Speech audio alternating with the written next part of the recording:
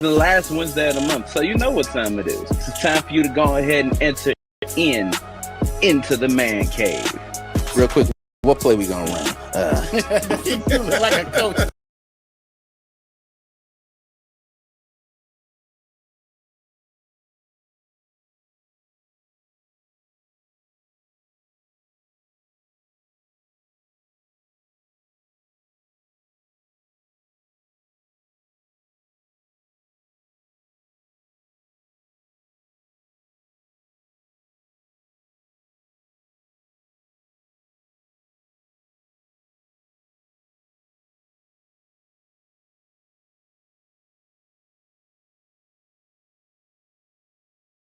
You don't never dip your pen in the company ink. I'm glad you said pen. I thought that was going a different way. No. I didn't know that.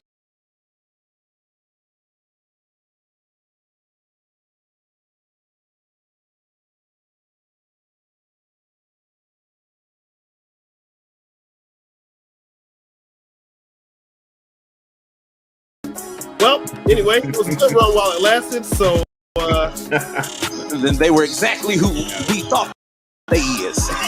And that's why we say we look at the guys.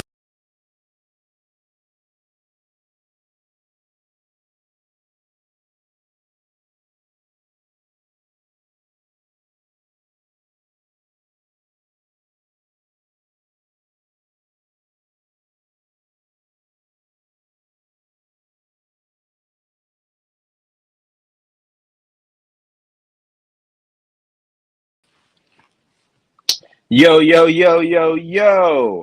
What is going on? It's your boy Stanton, and I want to welcome you in to the man cave. You know what time it is. It's the last Wednesday of the month. The month doesn't end until we tell it to. So here we are. We got a lot to talk about, so I ain't going to waste no time. We're going to get right into it.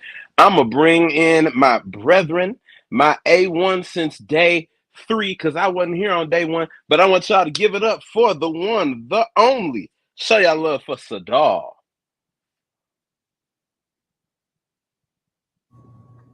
Sadal the Selector.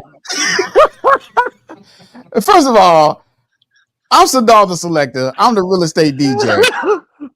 And first of all, let me apologize for all of the technical difficulties here. I am live here at Smoooth Productions studio.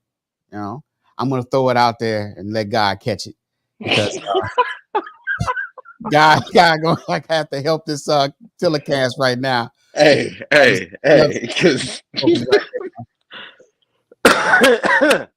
because right now, oh my lord, ain't the only one that you ain't the only one sick right now, Stanton, Brad.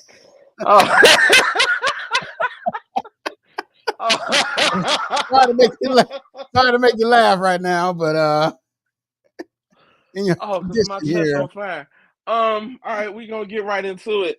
For those who are watching and wondering, well, why is Sadal the only one that's at the Smooth Production studio?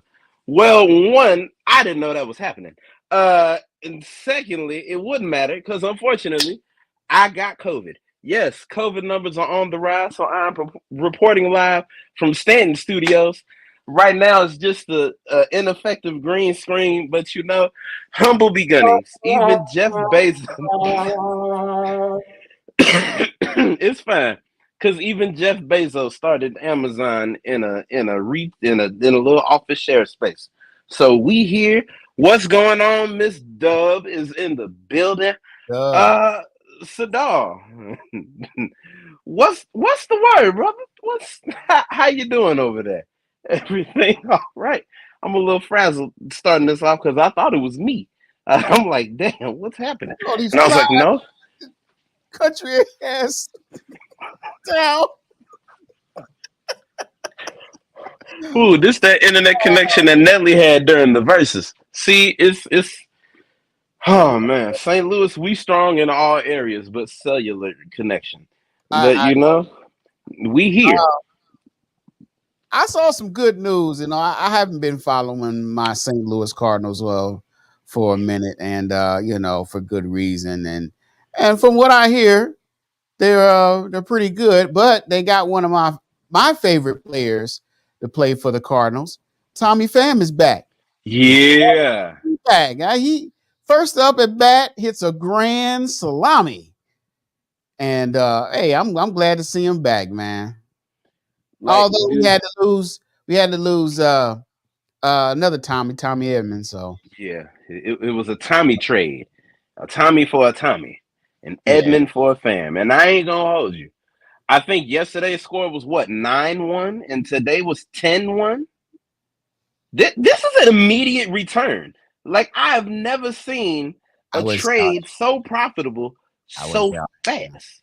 I, Huh? I No? would say that we ain't No? even August yet. All right. All right. It's Okay. not even August right now. I mean, but you said it's not even August, brother. What's tomorrow? What's tomorrow? Tomorrow is tomorrow, July 31st. There is no tomorrow. Yes, no tomorrow. Anyway. There is no tomorrow. Man, rest in peace to Carl Weathers. Oh, okay. We gonna get back on track. All right. If that's what you want to talk about, I want to talk about something that I never thought I'd hear in my lifetime. But it happened. There's no graphic for it because I was in shock.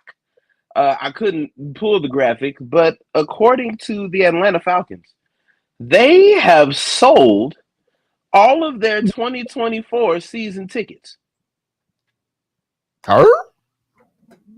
already Are we talking about the same Atlanta Falcons? at the Falcons in Atlanta. Yes, Michael Vick playing? you funny you mention that. They haven't sold all of their season tickets in 20 years. Who was the quarterback 20 years ago? Michael Vick? Who's their quarterback? Well, Now? that it's a trick question. Who is who is one of the quarterbacks in the quarterback room? Well, There one we of them go. is Cousins. The other one. Oh, Yeah, him. Yeah. Him. Yeah, huh? Yes, Isn't it crazy? I dare say he's bringing. No, nope. I just think it's a Michael energy. It's something when you put someone named Michael in Atlanta, good things tend to happen. He brings in good energy. I would say. Yes, a good Michael energy. That's I, GME, BME, Big I, Michael energy. I, Yeah, huh? Big yeah, Mike energy. That's what that's he brings. what you said. Yep, exactly what I said. Yeah. And nothing else. Speaking of the NFL, we just gonna go ahead and get right into it. We got a game tomorrow. Yeah. It's Hall of Uh-oh. Fame time, baby. We got the Hall of Fame game tomorrow. What Yeah. teams are playing? I don't know. I don't care. But let me tell you what I do care about. My Los Angeles Rams. Yes. Yeah. Yes, we are fresh. We are fresh off of a heartbreaking offseason by losing our beloved Aaron Donald to retirement, but it's all right because we got good rookies. We got good returning players. We got a 16-year veteran. That's never been a problem for any team ever. But And there's one we've thing got that we still have we still have what? I mean, injuries. do we? Like, Yes, we got. we, We we seem just pretty healthy right now. Oh, damn, we showed it. yeah, we lost Kendrick for the season. Man, what'd he do? Tear his ACL? Yeah, But did he's you see gone. we got John Johnson the third back a little while back, so he's back. And then the new left guard has hobbled off the field with an ankle injury. They don't know how serious it is yet. But if it's a high ankle sprain, that's all season long, buddy. Yeah, But I'm still hopeful. I am hopeful for the Rams. We'll see. I mean, on paper they look good. On paper, they look amazing. Yeah, there's another paper champion that's doing, looking good on paper, but unfortunately, they didn't get the job. Okay, I'm not even going to go there. You know what? Hey, we got football coming up, man. Whosoever are you talking about, Sadal? I'm not gonna go there. I'm not gonna kick a brother when he's down, man. Ah, Not gonna yes, do that. yes, yes, yes. Not gonna do it. We're gonna move on. We We're we're gonna gonna move. move. We're gonna We're move gonna on. move it right on along, y'all. We got a Yeah. short show for you. Look, we got a long, short way to go and Right. a quick way to get there. Okay. Yeah. So let's talk about it, guys. Well, for this week and for next week. Know what? I'm not even gonna go there. Let's talk about these new kickoff rules that were just made privy to me Oh my goodness. Me too. about 30 to 45 seconds before the show started.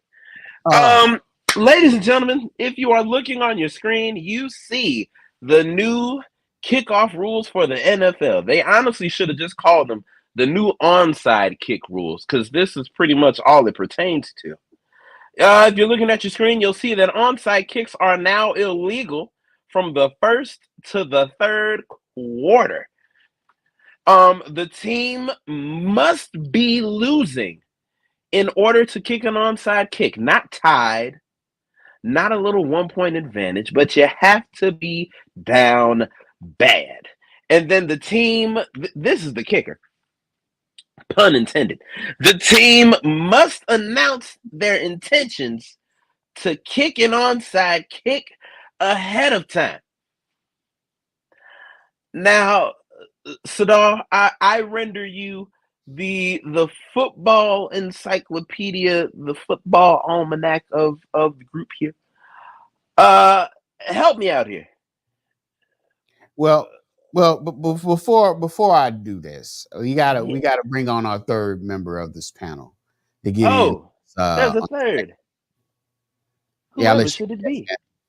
Oh, I'll tell you all exactly who it is. Ladies and gentlemen, you remember him from his memorable promo last month where it was hot outside and hot inside. We're here for 2 weeks on that hotness. 2 months, excuse me. But ladies and gentlemen, I want to go ahead and bring in the one and only. Y'all give it up for Mr. Mario in the building. What's going on, brother? What's up, y'all? What's happening? What's You're happening? real Real crispy. quick, we gonna jump right into it. You see this malarkey on your screen. You see these new rules, these unnecessary adjustments. What happens to if it ain't broke, don't fix it? Here's my thoughts on this, man. Ain't broke. Just thinking about it, because I'm just now getting this news too, but it makes sense because of the other new kickoff rules. Now they the NFL has a system where they are lining up a little closer together, kind of in old XFL style. So an onside kick would be kind of cheating. And if it was surprise, they would be on the other side of the field trying to field the ball. And that's why they have these new onside kicking rules. But still, it's frustrating to kind of think about why they had to do that. But I mean, you lose something and then you gain something in the same time because the new onside kick rules are supposed to be safer. There's supposed to be more action to it. And it forces teams to actually kick the ball in the field of play rather than kicking it in the end zone. And so that's why the new rules are the way they are right now. But you lose a little something with the surprise onside kick. Um, those football fans that remember the New Orleans Saints in the Super Bowl, they had the surprise onside kick that eventually led them on to a second half a surge and a victory in the Super Bowl. You won't see that anymore with these rules. So I mean, I guess you win some, you lose some in this thing, man. Mario, what are your thoughts on this on this newness? Hey, I'll just say this. at least those rules don't apply to Madden 25. But You sure? on the professional side, on the real, I just think that they're just trying to make the game a lot safer. They're trying to reduce injuries. Part about announcing that you're about to do an onside kick, that's very that's kind of that's new. But I mean, football is football. I mean, every year you're gonna have a new change to the game. So as fans, we just gotta adjust. Uh, I just want to know how that's going to go the first time. Like you kick your field goal or your extra point, and it's like boom, and then you're running back to get ready for a kick. Hey, tell your coach you're doing an onside kick. Hey, get ready. Get ready. Here it comes. All right, let's go. Onside I kick mean, time. I think that there is some skill to the onside kick. Even though the kick is coming, there's ways you can do it. If you're a skilled kicker, you can kind of fake one way and go the other and throw off the other team.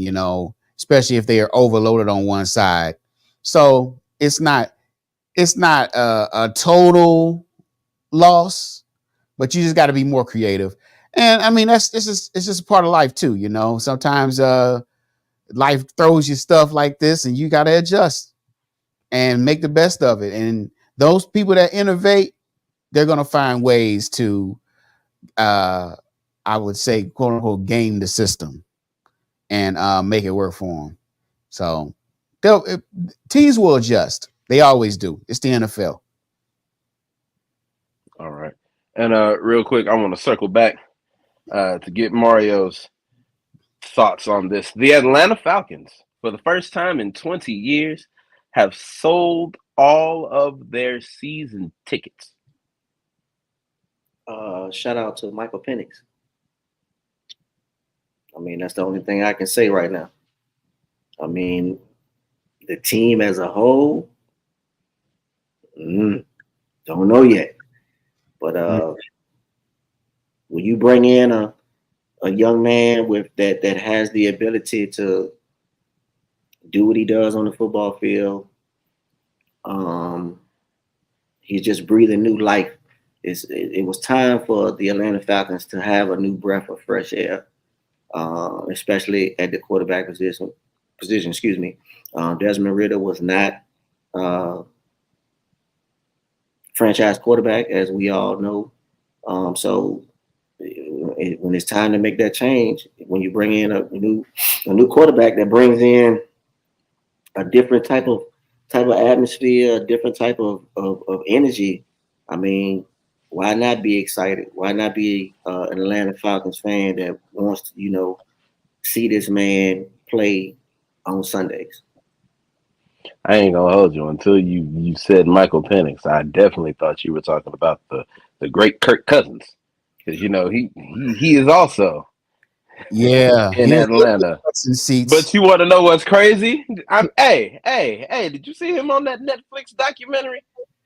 That'll put butts in seats right there. I just find it funny But that we're it's talking the about year they football. put them on there, We're talking about and football. then We're not talking about off the field. Yeah, it was that's what about I'm saying. football. I'm talking football. I'm not talking about off the field. I'm gonna be honest with you. I did not watch the quarterbacks series. Why? Because of who they selected. They only selected one that I would have watched. That's Pat Mahomes. Everybody else, I wouldn't have watched. Now the receivers is one to watch. It's worth it. Yeah. One of the receivers is a tight end, and just off of that, it's already thrown off. They want to call it receiver, but y'all throw in a tight end, half receiver, half guard. It's Hey, the well, perfect hybrid, an yeah, offensive coordinator's dream. You're just gonna throw that in there. But hey, if you pick the right tight end, it really wouldn't matter. no, it would not. Like an extra receiver on the field. Yes, he is. If you're talking about Travis Kelce, because I'm not familiar with the series. If you're talking about somebody like Travis Kelce, No, that's not who they picked. They ain't pick him. Okay. They picked the other one. They picked George Kittle. That's who they picked. They picked Oh George Kittle. yeah. I mean, yeah, he's TV. Yeah. That's must see TV. I'm sorry, I hate to say that, But we're talking about football anyway. All right, so touche, my friend.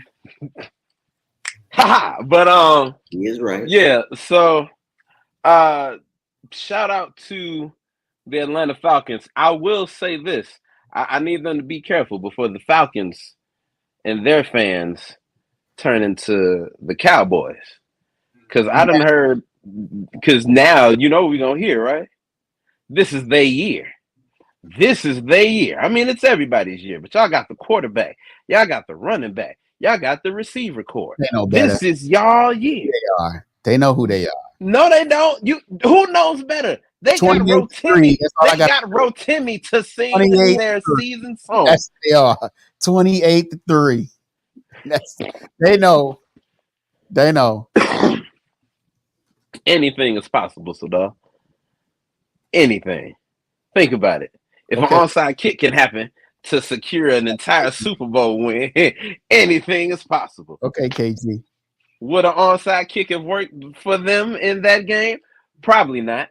But, it wouldn't have hurt. And it probably would have helped. You know who was screaming anything is possible? The team that was down 3 points. A lot of people. A lot of people. 28-3. The team that was down 28-3 said anything was possible, and they showed it. Oh my God. Well, you know what? Right now, team. Let's move on. I don't want to talk about that team. Right now, we're gonna take a step back in the level of football. We were just talking about the professionals, and now we're gonna go to a level of football that is near and dear to Sadal's heart. I'm talking college football. If you know, you know. There has been an extended. Oh, Miss Dub gives her greetings, Mario. How you doing, Miss D?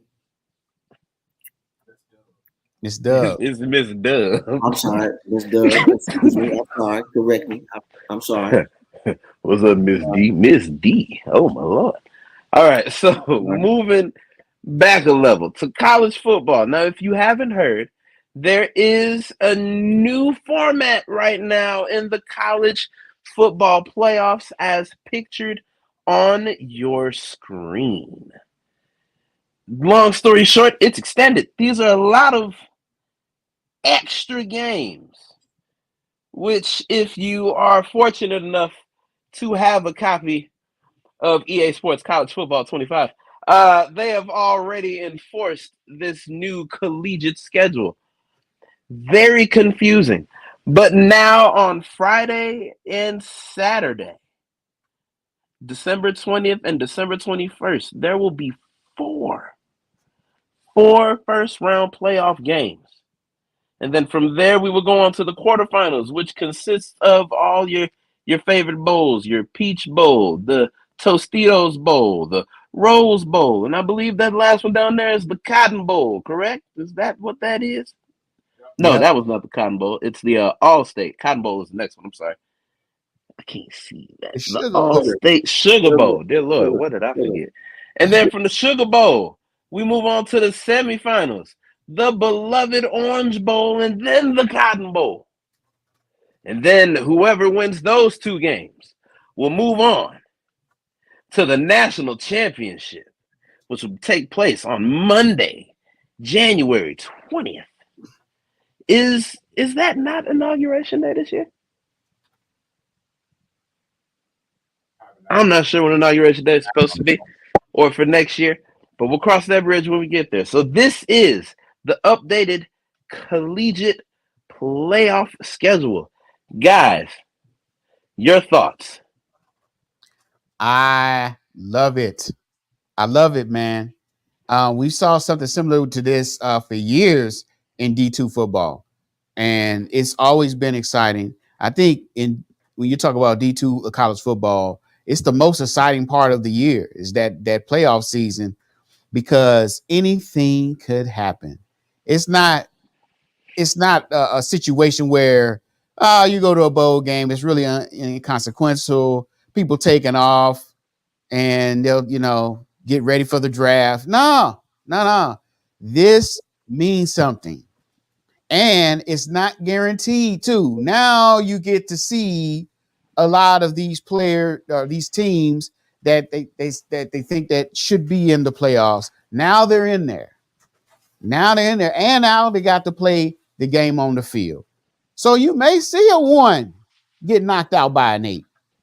You know, you may see that in the first round, and it's no guarantee. Just because you sit in a certain ranking 1 through 8 doesn't mean it's a whole total lock for you to go all the way to the championship.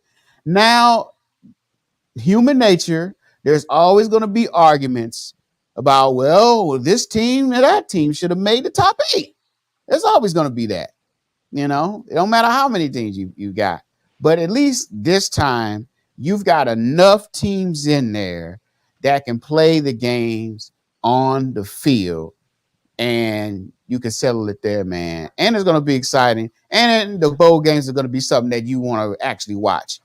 And the players wouldn't want to take off unless they really want to win a championship. So, yeah, I love it. All right, Mario, your thoughts? I honestly think they should have did this in the beginning. They really should have. I just know they didn't have a plan in place.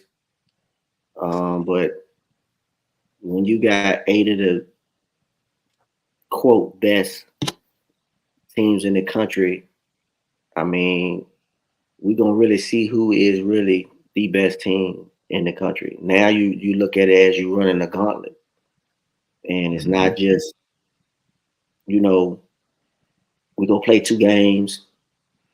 We're gonna play this game, we're gonna play that game, and then we go play for the national championship. I mean, the college football championship it's not gonna work like that no more. Now you're really playing football. You're gonna have to run the gauntlet, and we're gonna really see who can really coach and which players are gonna really step up to the table. I mean, everybody want to sit at the table, but you got to earn it. And see, now the way it's set up, you have to earn that seat at the table. And I just think they should have just done this in the beginning. I think now the revenue for all of this, if you look at this, they will make a lot of money. If you look at this, they're going to make a lot of money. And it's for a college football fan like myself, probably like you, Sadal, myself, you, Stan, it's going to be worth it. It really is. It's really going to be worth it, because you're going to have some team that really, really deserves to be there, and they're actually going to get a chance to be there to prove themselves, not just to, to the country, but to the committee themselves, that they deserve to be there. So, like I said, now you got to run the gauntlet. So we're going to really see who's the best of the best. And I was there when I first started watching college football. There wasn't even a game. There wasn't even a game played. All you had was just bowl games, and there was a committee of people that chose the national championship. Correct. That's what they did. And it involved like, hey, we got to play a game at least.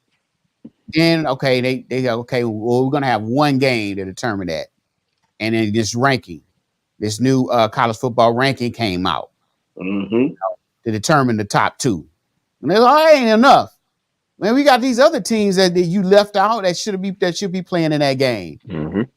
And so years went by, and they got the college football playoff with the 4 teams. Then you had controversy still. They're like, wait a minute. You're going to leave out Florida State? You're going to leave out these teams? Yeah, shout out to those. Right. So now we got 8 teams. Now, like I said, there's always going to be an argument like, hey, man, you left this team out the top 8, that team out the top 8. But at least with this format, you're going to have a fighting chance, even if you're ranked 6th. It's not guaranteed that you're going to lose. You can knock off that team and get there because of, the way football is. It's any given, well, in NFL, it's any given Sunday, but any given Saturday for college football. or any given Friday, or it's any given Or day in Tuesday college or football. Thursday. It's Yeah, just any given day. you can't And really say that about any of the NFL or college, but either at way, this point, you really can't. either way it goes, I like it. It gets the players to settle it on the field instead of a committee. Put them on the field, put your pads on, and let's play ball. That's what I love about it, man. So, my thoughts on it. Until we get to the playoff quarterfinal level, I believe that the first round there should be home field advantage in all four of those games. Amp it up a little bit, because I this neutral ground stuff, yeah, that's cool and all, but nah, if we want to get them ready or as close to ready for the NFL as they can, then put some home field advantage games in there. None of the bowls, just these first four games. If it's not already set up like that, make it home field advantage. And then all the other ones will just be neutral. But it'll still have the intensity because, like you all were saying, back in the day, there were 387 bowl games, exaggerating. It might have been, but there was just a bowl for everything. They got the Pop Tart Bowl that ain't on here. Like, it's just a bowl for everything. If you can afford it, you got a bowl. The State Farm Bowl, I don't know, the Platform Sports Talk Show Bowl. Hell, just everybody gets a bowl.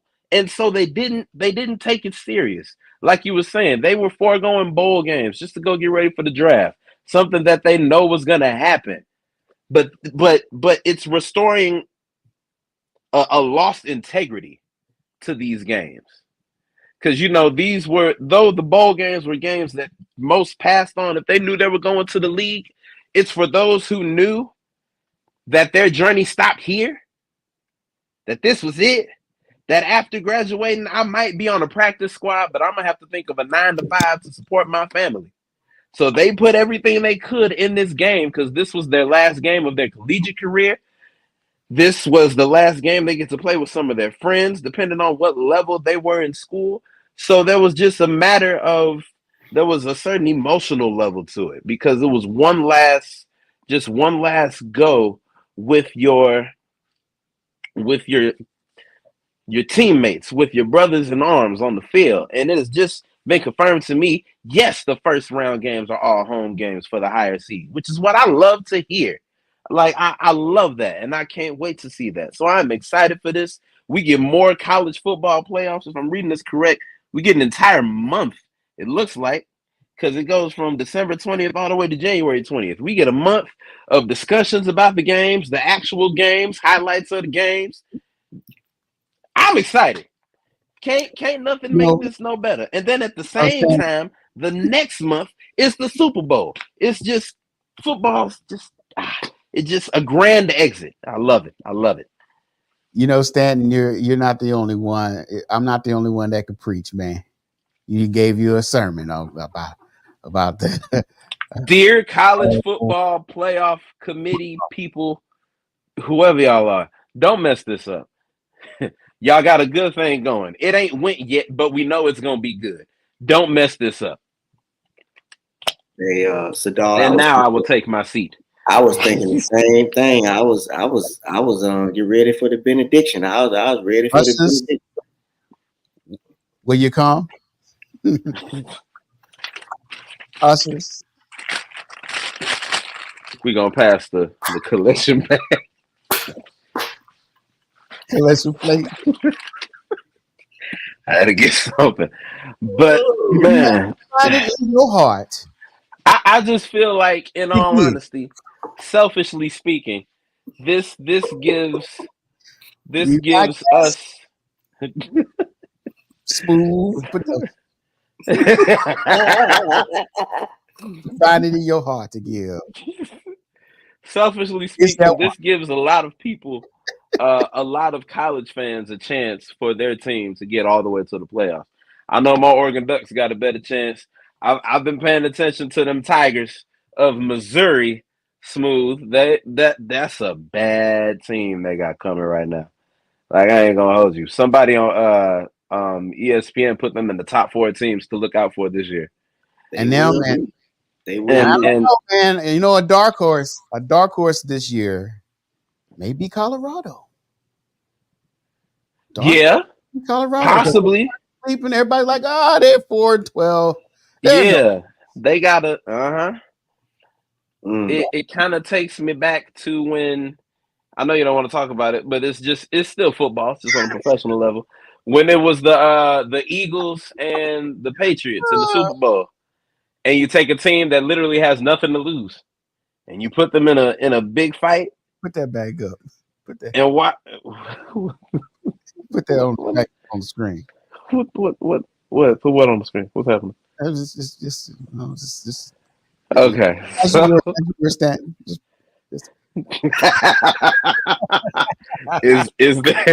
there one? Is there one? Like, what happened to all who are able? Please stand. Is there one? But the new playoffs format does provide something great. I do see Colorado potentially being a dark horse because now they're a team with nothing left to lose. You've had people transfer out.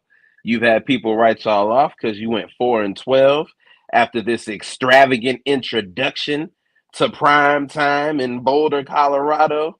The clock was broken. It didn't go past 4:12 p.m. So we couldn't see anything. And so, now it's time to put a battery in that clock. But you know what? At the same time, as they were losing some people, they gained another record-breaking class of transfers. Another class of transfers. I feel like that's going to be the norm for a while. But I mean, as long as... but I think they gained the most transfers once again for the second straight year. Giving a new name to the prime participle. They're losing and not gaining. So, and they beefed up a lot of different weaknesses that they had last year, like the offensive line. They got some kids in there. They got the number one offensive player in the country. Yes, they did. On the team. Mm-hmm. So it's not like, people will talk about certain players leaving and, they'll make waves, but because it's Dion and people hate Dion. That's all right. Let them hate. They hate. And keep on sleeping, man. I'll pass you a pillow and blanket.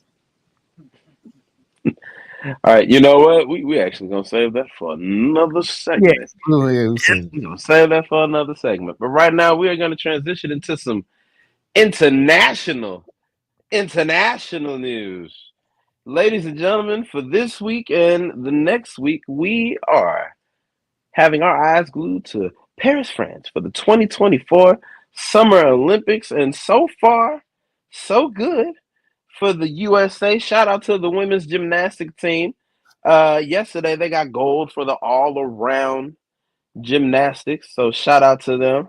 Mm-hmm. They are now called the Golden Girls, contrary to the name that was given at the press conference. Simone Biles went ahead and cleared that up. They are now called the Golden Girls because this is the oldest group of Olympic gymnasts for Team USA. I don't even know what the average of age is, but it's proven. I can't say that. Age isn't a factor.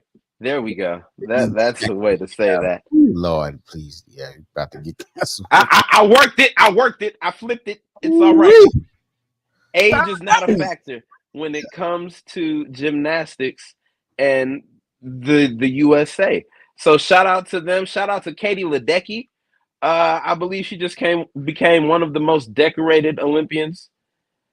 I don't have the specifics, but she broke a record again. So shout out to Katie Ledecky. The men's basketball team. Finally doing some stuff. And the crazy thing is, Jason Tatum became a meme out of this because now, if you get sent a picture of Jason Tatum, it means you ain't playing. I ain't playing. Hey, I dare say this, Stanton. Cover your ears. What? Kevin Durant against Serbia, coming off the injury, balling. I'm talking about sinking all kinds of baskets. Man, that I mean, coming off what was it? Achilles injury, Calf. Mm-hmm. calf, calf, lower leg injury. I think it was calf. Yeah. Yeah, man, he came out balling, man.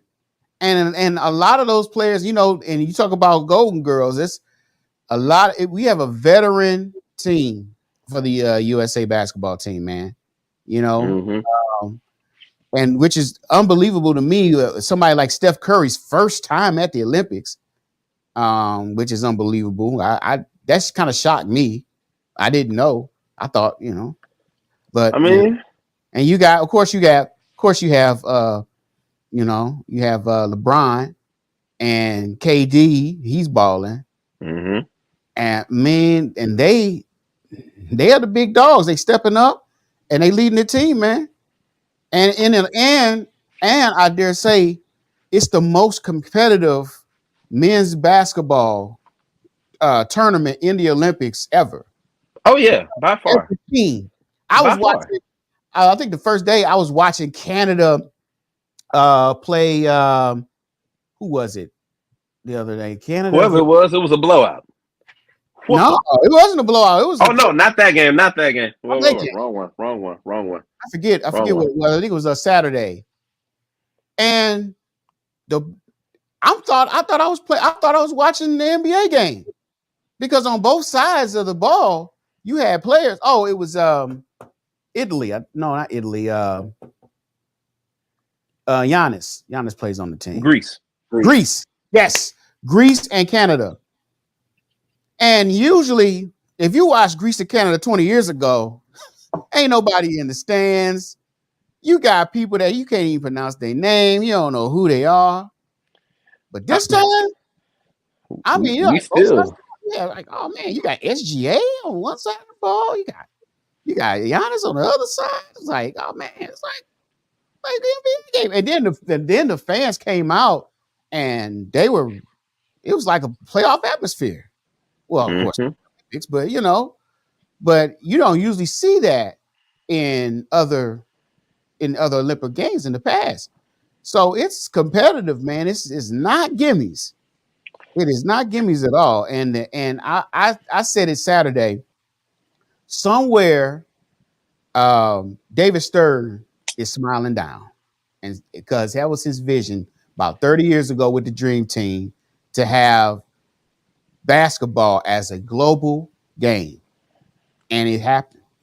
It's happening right now, and so kudos to the whole basketball. You're shaking your head. I don't know why you're disagreeing with that.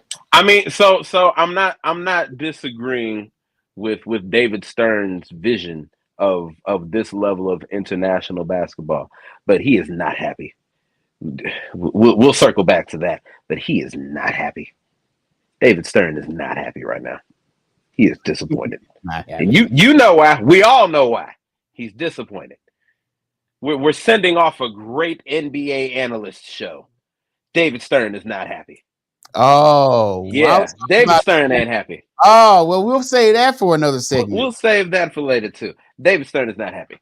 Anyway, in relation to the international attention that basketball is getting, he is very pleased. And I will say the reason why all these players are so talented is because I think they said this was the highest number of past and present NBA and WNBA players in the Olympics. Like, this is the highest number. So you're getting people that have played this sport, as everyone in the NBA likes to say, at the highest level. So these are people that know what it feels like to win, knows what it feels like to lose, knows what it feels like to prepare for such a monumentous 2 weeks. Like, you are literally putting your country on your back. You are representing millions of a culture, your respective culture. So I think it's pretty cool to see all the attention that the men's and women's basketball is getting in the Olympics this year. Now, I will say that these names are still hard to pronounce. We may know who they are, but it's still hard to pronounce, which is why we call Giannis Giannis, which is why we call SGA SGA. Like, some of these names are still a little difficult. So we getting there though. Like, You know who they are. we know your face. We know your face. But boy, if somebody said your name to us, who? Who? Oh, him. Him. Okay, I know him. You know, I'm better with faces than I am with names. But that's what's been going on in the Olympics so far. Real quick, I see know the it's been name. talked about. What? Name. I see the name, but I can't say it. I Yeah. can tell you the letters. I Your can tell you the name. letters in that name. That's you. That's But you. tell me to put them all together. I ain't got You are you, man. You balling. it. Hey, you know who you are. As as D Wade said on the telecast, his pronouns are he, him.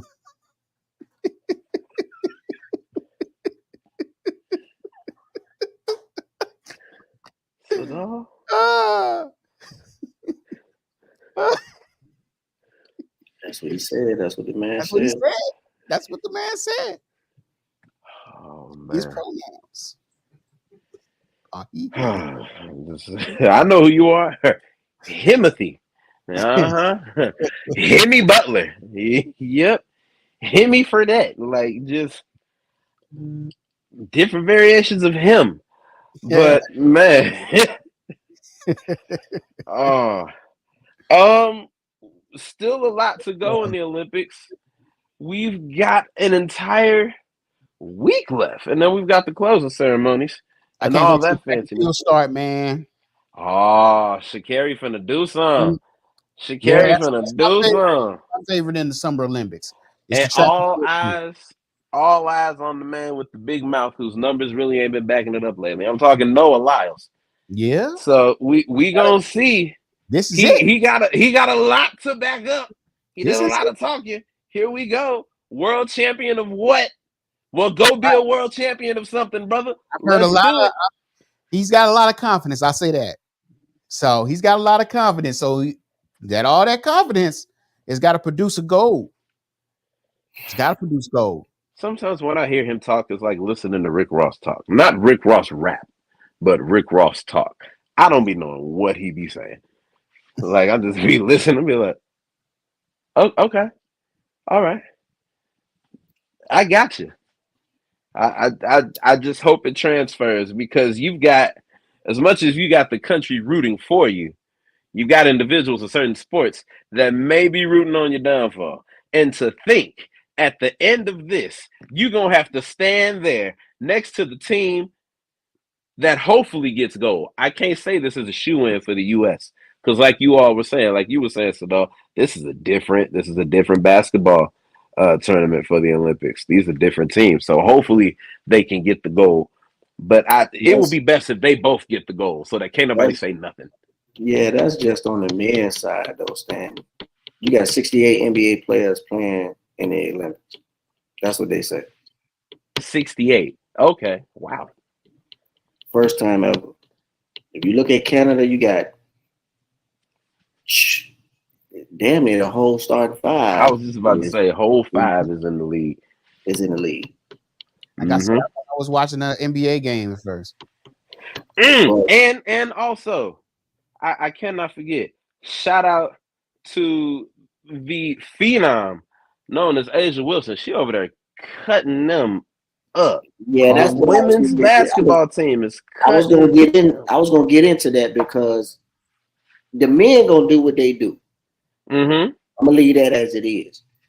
But if you watch the women's game, we are so far ahead of them. The European women have yet to catch up. And it's been like that for what, 32 years now, they say. They like undefeated.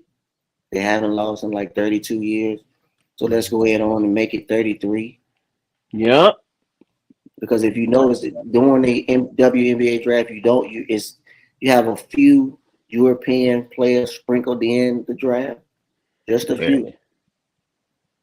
Just a few. But I've been more in tune, yes, to the men's game. Like I watched when they played Sudan and they played pretty good. They could have played better, but they played pretty good. But we're gonna see what happens when it comes to the knockout round.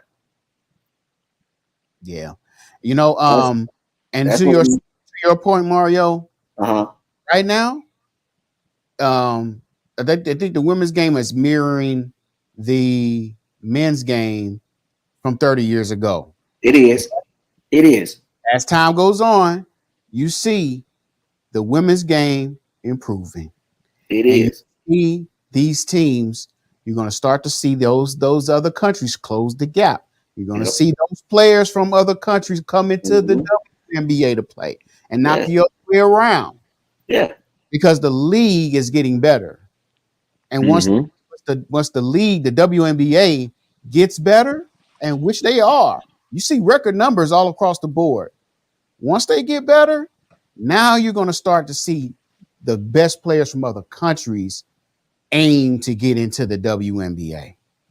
Now you want to talk about somebody smiling down. Kobe Bean Bryant is so proud of the WNBA right now. I know he is. I know he is. And also, did you all see Candace Parker is now working with Kobe's, not the, I don't want to say the youngest, but the second youngest. I know. Yeah, I know which one you're talking about. Her name escapes me, but she's working with her now. So it's like this is. But I'm gonna throw something out there for y'all real quick, and y'all probably didn't even notice it. And did y'all notice that the USA medaled for the first time ever in women's rugby? Did y'all notice that? Wait, what? Women's rugby, the USA medaled for the first time ever. Turn up. Yep. They medaled. They beat Australia. They beat the Aussies yesterday. Yeah. Yes, that girl took that thing to the house yesterday. Yo. She looked like Derrick Henry taking it to the house yesterday. Yeah, they won. Yeah, I'm gonna have to go find that highlight. I'm gonna have to go run that back. I'm gonna have to go find that on Peacock somewhere. Yeah. We got a Oh yeah, we do. Yeah, we got word. We got word. This episode just got a little more darker. Ladies and gentlemen, we are delighted to welcome here the brother who was early a week ago, but late today. Ain't that something? Please show your love to the blackest man in radio and the blackest man on this show. Y'all give it up for Craig Black. Darkness, everybody. Hey, bro. Hey, the Bible said that the show just got darker. Okay. that was kind of. Can I say that's racist? Was that racist? No. It's not racist. We two pigments off. It's all right. What's up, gentlemen? What's going on? We pigment pals. It's fine. It's fine. I was a whole week early last week. What is the deal?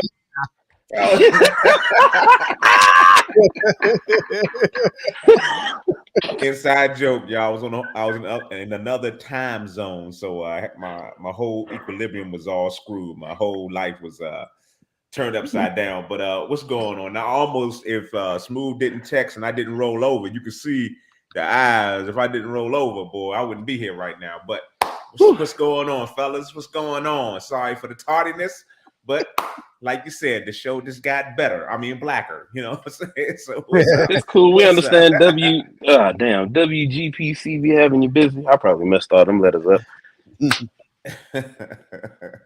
But yes, so welcome, man.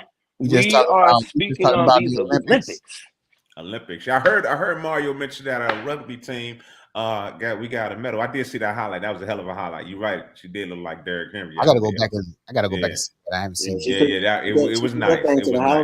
It was nice. It was nice. I didn't see the whole game. Only highlights. That's all I've been catching is highlights of the Olympics. I really haven't seen probably like a couple of quarters of the basketball. I catch them here and there, but it's like I can't catch anything in real time for some reason. I don't know what it is, but it is what it is.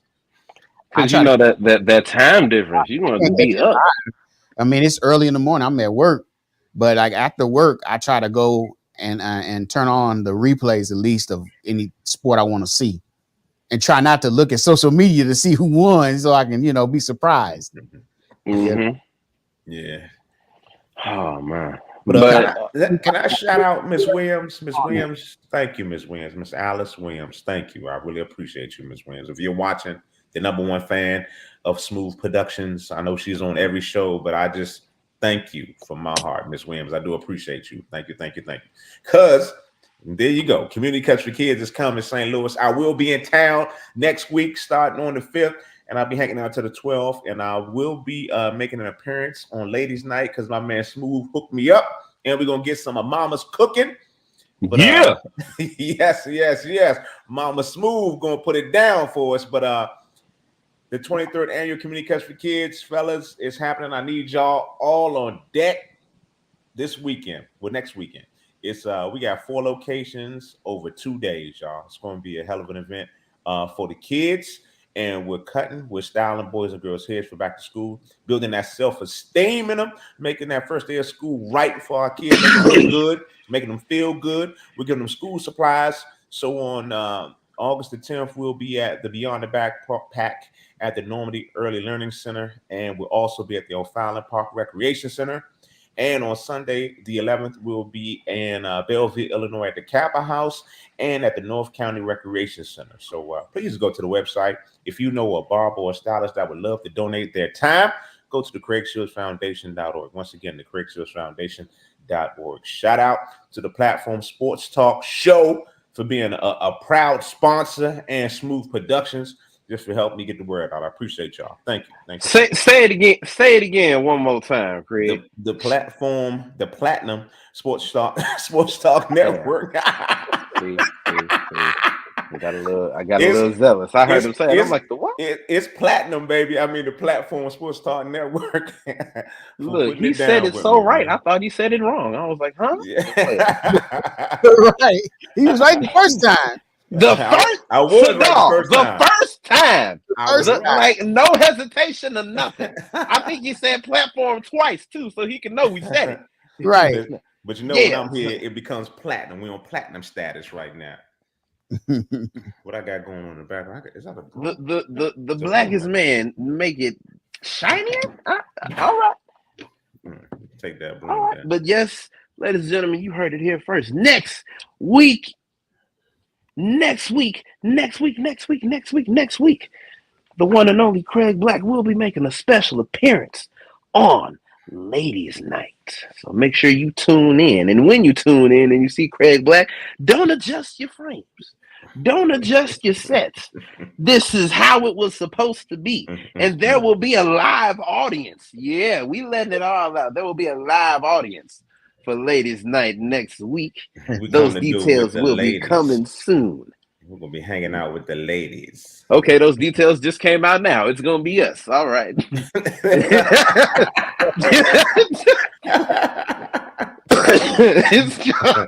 I'm like, details coming soon. Yeah, we hanging out with the ladies. Well, all right, Craig. Thank you. It's a secret. I can tell you though. Like, I'm excited, man. Some good home cooked food, courtesy of Mother Smoooth. Mm-hmm. So you know that's gonna be a live show. Oh my Lord, I am excited. All right, I'm excited for food. I'm fat. I'm sorry. He said, "What?" He said, "I'm fat." I'm excited for the food.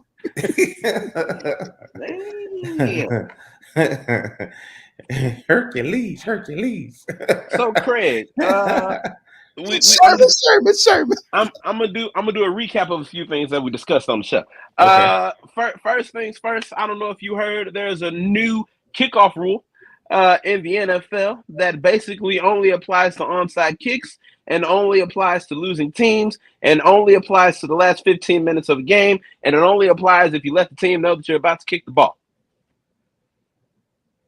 Your thoughts?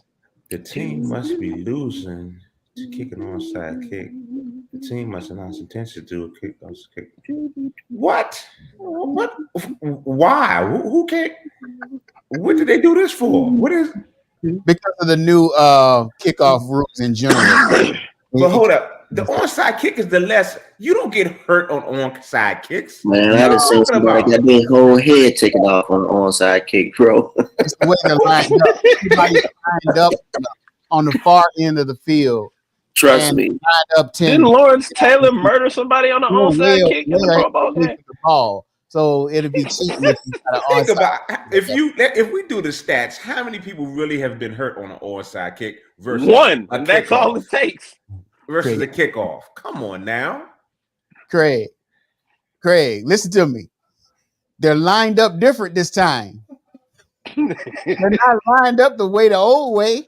They're lined up away from the ball. So if you try to onside kick it, it'd be cheating. They lined up. If that was the case, I could onside kick it every play and get the ball back. We talking about they're not on the ball anymore. They're 10 yards back now. They're like 30, 40, 50 yards away. They're like the other side of the field. And they're lined up 10 yards apart on the other side of the field. Oh, yeah, that is right. Oh, and they can't move until the ball is kicked. And the ball has to go a certain distance, and it can't go in the end zone. If it goes in the end zone, it's like a 30, 40-yard penalty. So they have to kick it in the field of play. And so hence you got to let people know that you onside kicking, and it's just crazy. It's crazy, but they had to do it, or everybody would be exploiting it and get the ball back every single time. Y'all, I'm about to preach again. What happened to the sport that I loved? What happened to football? Huh? Hey, when I was growing up, watching the beloved sport, there weren't so many restrictions to what you can do. There weren't so you can't kick the ball in the end zone. You can't do this. You can't hit the quarterback too hard. No, this is turning into flag football, and I hate it. I hate it. You know what this is really turning into? A combination of Canadian and arena football. You know what that is? Trash. Don't nobody want to watch that. That's why arena football and Canadian football getting away with playing their championships in malls. Malls, people. That means they're not charging you to watch this. If you just so happen to be in here buying some new slacks for Sunday, then you gonna catch a football game for the free. Is that where the NFL is going? I don't like this. What happened to the days where concussions were expected, where you get a concussion bonus in your check? What happened? What happened to the days of Stickum? What happened to the days of trucking somebody on the line? What happened to the days of putting your foot in somebody's face mask? Shout out to CTE Antonio Brown. Like, what is happening? What happened to the days where you can straight paralyze somebody on the field? Like straight suplex somebody in the form of a tackle. Like, what happened? What happened to horse collars being all over the place? What happened to turning somebody's head 360 with a good old face mask grab? What happened? Amen. Turn up. The NFL. You know who I blame? NFL ain't get soft till Peyton Manning old punk ass got hurt. Yeah, I'm gonna say it. NFL ain't get soft until Peyton Manning got hurt.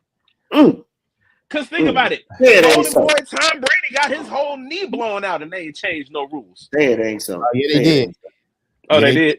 Yeah, I think the next season they changed the rule to where you can't hit the quarterback below the knee. Oh, damn, that was that rule. Shit. Oops, that's the top rule. Tom Brady rule. All right. They had two. Okay, he got a rule. But it's about money too. Unnecessary. NFL got messed up in the NFL because when all these old timers was hurt over the years, they never wasn't paying nobody out. They started getting sued, and CTE the CTE came around and they tried to deny it for years, and everybody started suing them. They started losing money. So now they're afraid they're just afraid to pay out money. That's all it is. So they're trying to make everybody real safe. They might as well start wearing pillows in their pads. You know what I'm saying? They are. Oh, they are. They are. Remember You those? know they can wear that thing on their helmet in game this season. But that's for you. You're right. That's for the helmet. Oh my God. But you know what? This is what it's come to though. Because if they had they just paid off the people, paid for the people's medical expenses over the years, and had they listened to the doctors about the CTE and treated a lot of the players before they went out, committed all the suicide and all this BS, they did this to themselves. And the NFL is their own enemy because they're a bunch of greedy sons of, it's just like our NFL, NCAA, they're all the same thing. They're brothers and sisters. They related. NBA, throw that in there too. Hell, they are related. They cousins, bastards. Salted. But funny you mentioned the NBA and money. Exactly. I'm throwing it all in there. I'm angry as hell. Off-season action happening. Bastard children. All right. Also, we're gonna take it a level back for you, Craig. Your favorite level of football, college football. The college football playoffs got a new look to them. You want to see it? Here it go. Damn, there it is. Smooth scrambling. Going off script again. He's going off script. So look, I'm just trying to get him all caught up. It's his fault. Yeah, I was late. Anyway, so if you look at the screen right now, we have the new format. It starts out with 8 teams playing 4 home field advantage games from Friday to Saturday. And then they move on to the regular bowl games. And then you move on to the elite bowl games. Something about that good old Orange Bowl and the Cotton Bowl. I don't know why they got the Cotton Bowl elite. Anywho. And then we move on to the national championship, which will be on January 20th this year. We get more college football, Craig, more chances for these collegiate athletes to make that money and also make a name for themselves. I thought it was 12 teams. It's only 8. Well, I think it was 12. It's 12. It is 12. I said 8. It was 8 a while back. It's 12. Okay. It's 12. Okay. All right. I guess I like it. They should have did this. They should have did this 20 years ago. I think that's maybe what it is. Yeah, 4 teams get a bye, right? Okay. Something like that. But no. And how the heck the math work? How is this working? I would think 1 through 4 would take a break. 4 games. You can't have like a triple threat match in one of them. What the heck's going on? It's like, are 4 teams waiting in the quarterfinals? Is this what's happening? Are 1 through 4 in the quarterfinals? But and the rest of them are playing the other game? That makes sense. 5 through 12 in the first round. Our producer says it's 3 games on Friday and 3 games on Saturday. We only showed 2 games. It's only showing 1 game on Friday. What the hell? What? I don't know what's going on with this. I don't know. It's not showing everything. Lord. We gonna get in this and have more information. All right. Well, we showed the college, and then we were talking about the Olympics. Hold on. Okay. So, update. The 4 top seeds get a bye. Yes. 4 top seeds get a bye. That makes perfect sense. Yeah. So the 4 seeds are waiting in the Fiesta Bowl, the Peach Bowl, the Sugar Bowl, and the Rose Bowl. Yeah. Just waiting. Okay. So it all goes by rankings then. It's all about rankings. Yeah. 1 through 12. Okay. Yep. I like it. I still like it. I still anything can happen. But they could have this. Everyone is 20, 30, 50 years ago. I don't know why did it take so long to get to this point. Why did it take so long? Each of these games could have been called a bowl game. It still would have been money. It still would have been a money grab. They still would have got their money. I don't understand. I'm talking about the NCAA, man. They still trying to figure out the NIL. You think they're gonna put out a playoff situation? No. I was saying this during the segment that at one point they wasn't even playing a game to determine the champion. They were just picking it. Oh, I think this team is the champ this year. And then they slowly evolve. Yeah, I think they should play a game to determine the championship. Don't you think? They finally realized paper don't mean nothing. Let's play one game. And so it's just the NCAA, like my pops used to say, they don't know the ass from the hole in the ground sometimes. And they don't know what they're doing. And it's like the common sense stuff is not common to them. And they just fall all over themselves. And now you see the Wild West and the NIL, people just doing what they want to do. And they're like, man, they can't do that. Well, you make the rules, fool. Do something. You know what I'm saying? They the only one that saw Sadal. They can't be just change a team like that. Well, you will do something about it. So, but I ain't never seen Sadal look more like a black father than right now when he did that. He was like, "You made the rules, fool." I'm just like, "Whoa." It's frustrating sometimes. I'm on Craig's side on this, man. The All of it is frustrating. NCAA is like one of the worst sports organizations in sports on the planet. They don't know how to run stuff. Keep in mind, they still got to get their conferencing together. They still got to get the transfer portal together. They still got to get the NIL together.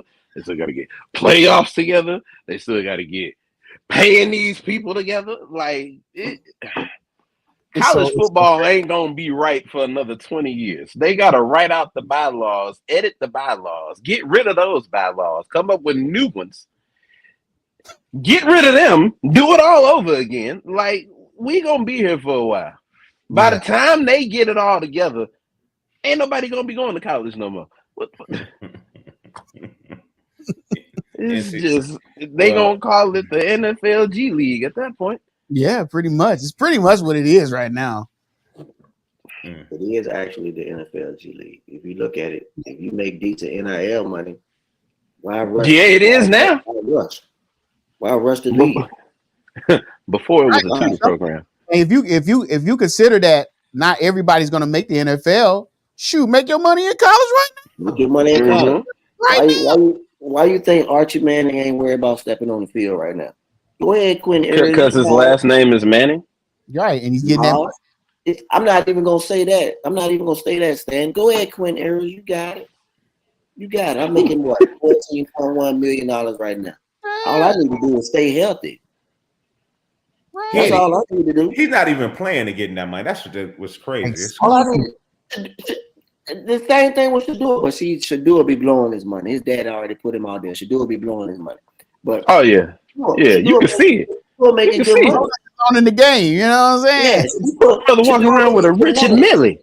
But Shadua will. He is a high NFL quarterback prospect right now. Mm-hmm.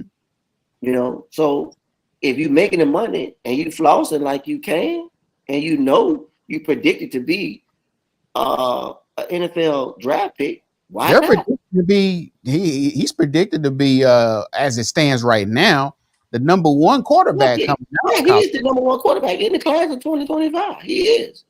Who? Shador? Shador? Mm-hmm. He is. Mm-hmm. A lot of people fresh off a 4-12 record. He could ball though. He could ball. It just didn't show. He didn't show on the record. I'm gonna dive deep into the college stuff when it's time. I'm not gonna waste my energy on that right now. We got other stuff to talk about. Yeah. You think he can grab Heisman? That's gonna be tough, man. It's partly has to do with how his team does.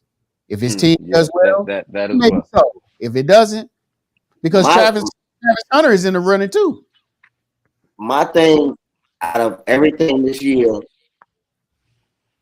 that has happened this year, and I'm pretty sure Smoooth gonna bring it up when the college football season come in.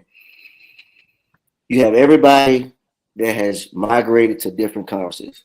Colorado's not Pac-12 no more; they Big Ten. the ball game changes now.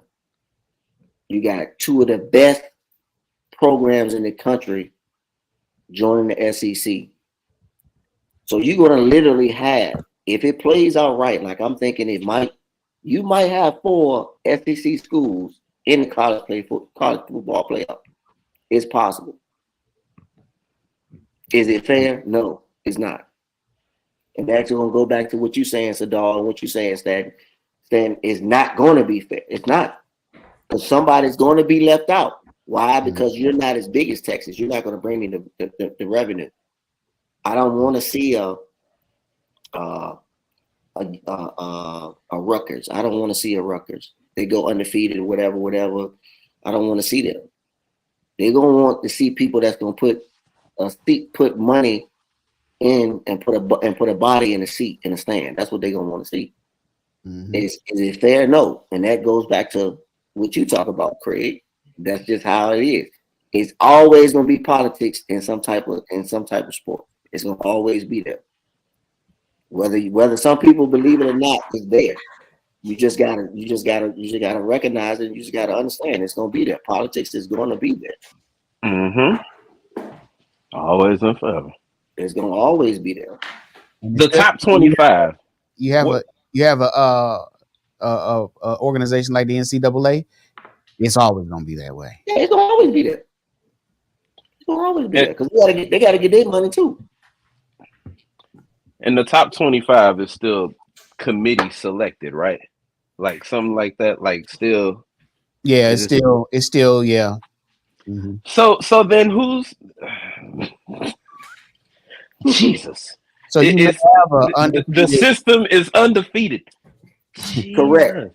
You may have your team out of at Atlantic Coast Conference come out and be 12-0, but don't Florida get State. No, I'm talking or like maybe like I don't know, the Sun Belt. You may have a Sun Belt team. That's a better example. A Sun Belt team undefeated, and they may not make the top 12 because they're in the Sun Belt. Yeah, which is crazy, but get a bowl game though. Maybe not one of those bowl games. You might get the Frosted Flakes.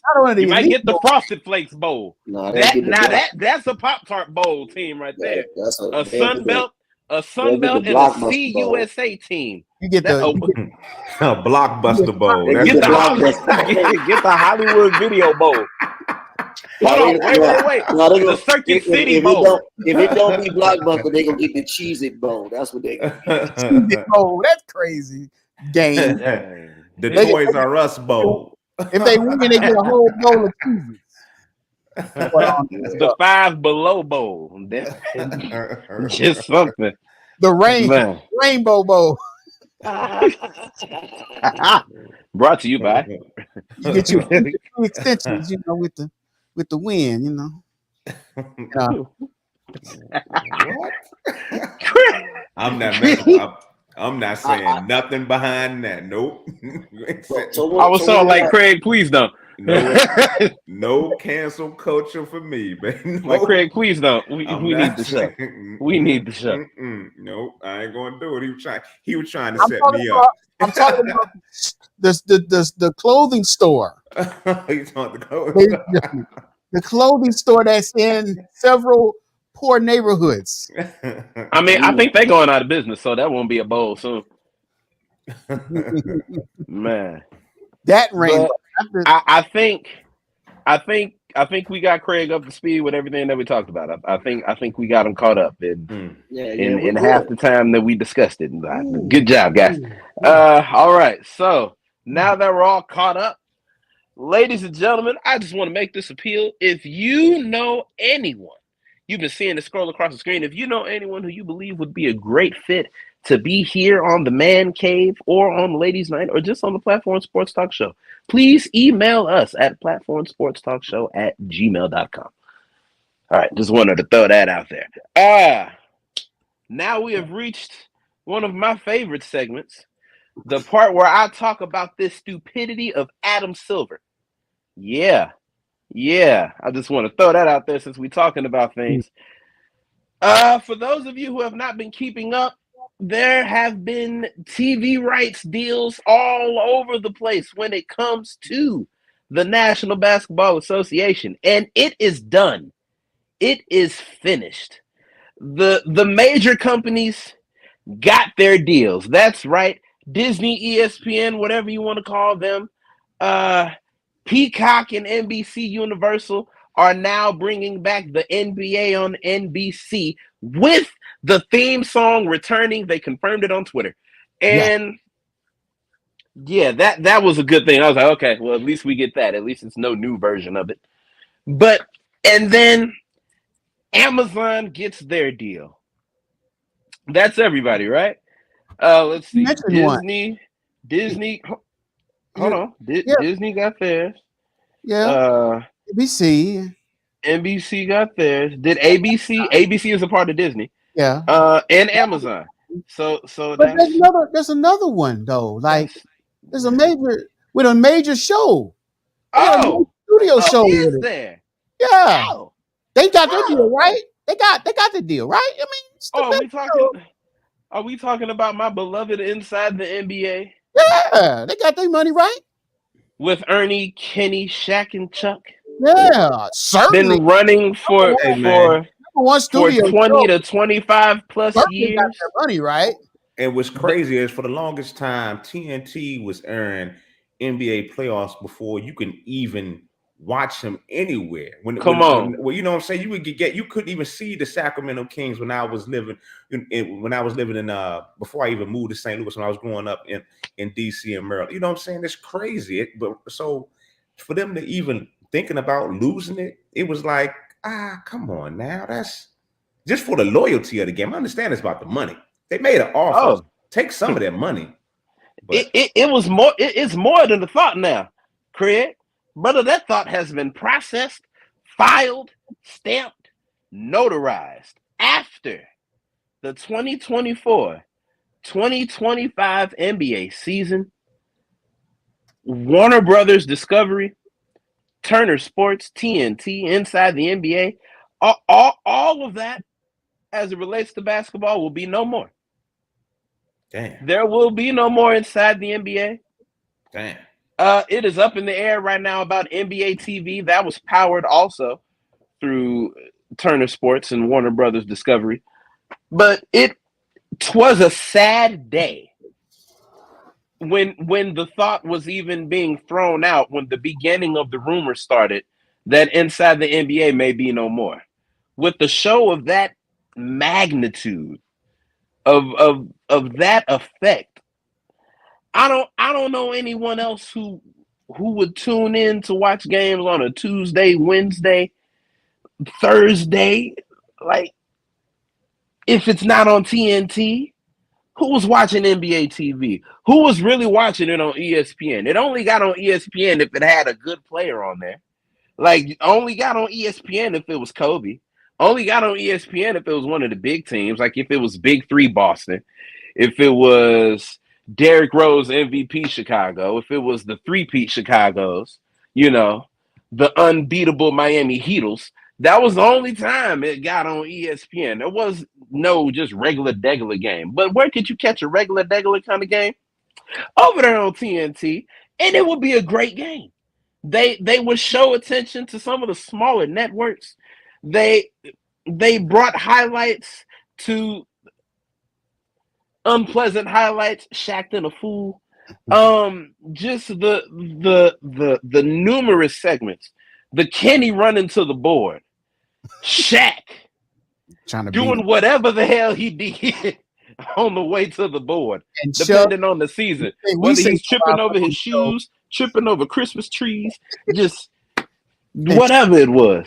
I think it's more so And about Chuck, that. It's more so about that show than it is more about the actual games. I think that show, if you were ABC, Amazon, whatever, who else, Peacock, NBC, you would want to bring that show over to your network. Why not? you would I mean, it would make sense. Yeah. And I'm not talking about just the 4 on the screen. I'm talking about like the whole crew. Bring The them up. whole crew with Candace, J Cross, Everybody was who else? D Wade.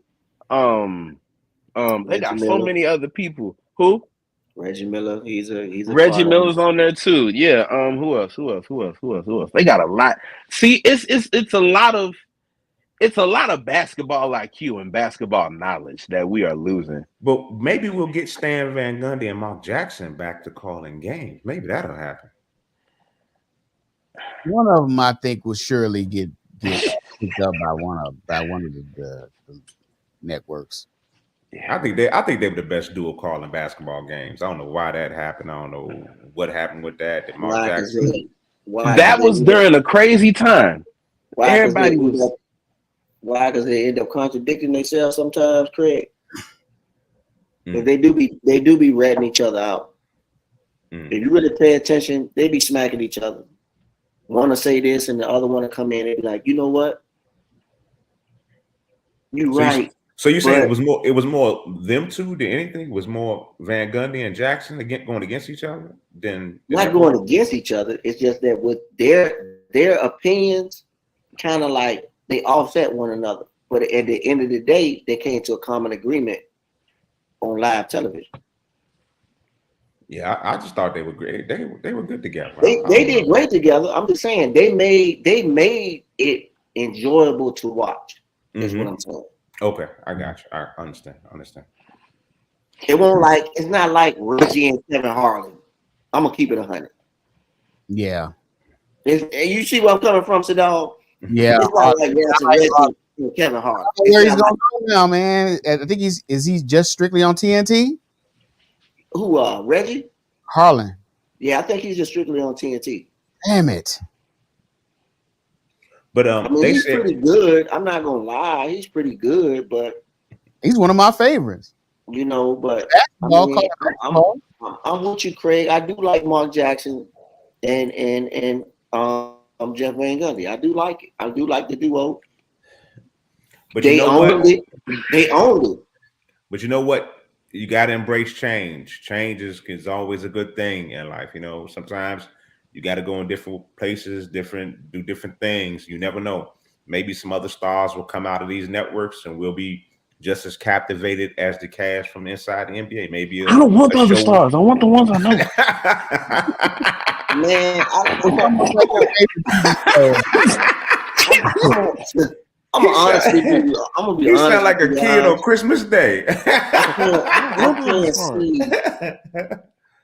I can't see another set of guys that can come in and do what they do. I just can't see it. But I'm gonna put it like this. Now, I'm not gonna say there'll ever be anybody that's gonna do it like them, but maybe it's going to be another set of people that can come and captivate the audience that'll have their own way, their own stick, their own spiel. You know what it is? I had to get my mind right because this dude, I'm gonna use Pat McAfee as an example. I was trying my best not to like him because he was different. But what happened, different? What happened, different? What you watch the show? I was trying his show that did it to you. You know what? And I find my damn self watching his whack ass. I'm like, God damn it! I like the motherfucker now. It's his show. Like, his show did it to you, didn't it? You know, it's like I was watching him on YouTube, Craig, way before he got the ESPN. I never watched the dude. His wrestling commentary did it for me. When he first came on ESPN, I was like, well, who the is this dude? Who is he? They let anybody come on ESPN now. I turned it right off. Then I came back the next day and I watched 2 minutes and I turned it right. Then 3, then 4, then oh God, I can't turn the channel. Man, he give it to you raw and uncut, man. He give it to you just like you want to know. You want to know it. You want to know what's going on. He gonna give it to you. But that's what I'm saying. You never know what's going to be coming in the future. So change can always be. Sometimes you gotta embrace it. I'm not saying that the TNT, the inside the NBA is not top 10. I'm not saying that at all. But I'm just saying maybe this will open the gate for something new that comes in and you can, you can like it. You can become a new fan of this. That's all I'm saying. You're not gonna get another Charles Barkley. You're not gonna get another knock-knee Kenny. You're not gonna get another Shaquille O'Neal. You know what I'm saying? You're not gonna get. That's not gonna happen. And you're not getting another Ernie Johnson. I don't care how many no, swagged out white no, boys you you're throw not. on TV. You ain't getting nothing. There will never be another Emmy award winning late night sports talk show like that. No, it now. I look at it like it may be something different and better. That's all I'm saying. Nope. I look at it like this, you know, all the great sitcoms, all the great TV shows at some point came to an end. No matter if it lasted 8 seasons, lasted 20 seasons, every great show came to an end. And look at Good Times. Look at the Jeffersons. Look at Martin gone. You know what I mean? They all came to an end at some point. Look at Cheers. Look at Cheers. Living Single. I'm gonna go way back. Some of y'all Bama's don't even know, but look at Taxi. Who old enough to know what Taxi is? Oh, there you go, Hold on. Look at MASH. Sanford and Son. I'm trying to pull my age out. He said, look at All in the Family. Shit. There was some great shows back then. Come on now. Hell, the Andy Griffith Show. Did he say All in the Family? Yeah, All in the Family. Whoa. Yeah. What about Rock? Look at the Carol Burnett Show. Oh, okay. The Parkers. Man. Look at Mama's Family. Come on now. Yeah, 101. Mama's Family. Mama's Family. I'm gonna have to leave the studio, boy. Look, just look at everything that used to be on UPN. Great things got to come to an end. All right. Yeah. Man, I said Mama's Family. Mama's Family was a classic, though. Moesha. Man. Moesha. Eve. Even though her name was Shelly. The Parkers. I mean, come on, man. The Game. Remember The Game? Was that it? The Game. Yeah, The Game. Hey, The Game was good until it wasn't. Until it wasn't.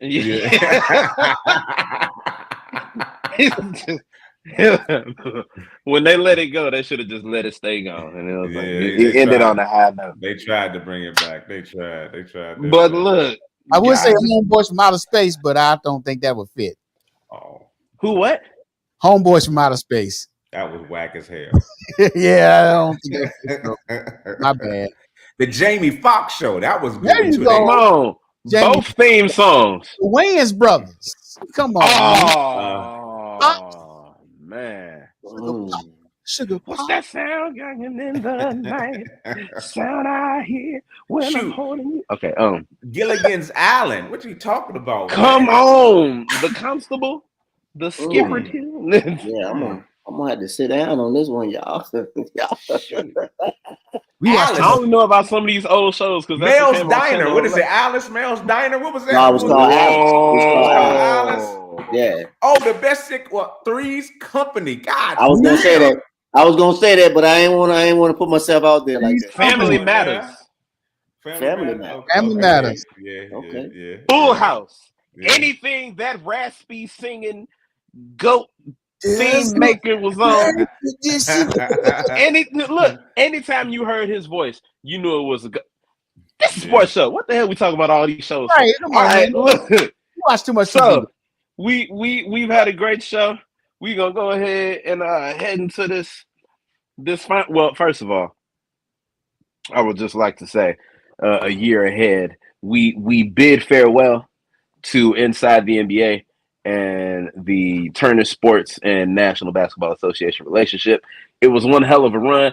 David Stern would not have let this happen. Adam Silver.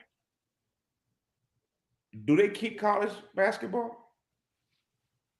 Cool. TNT.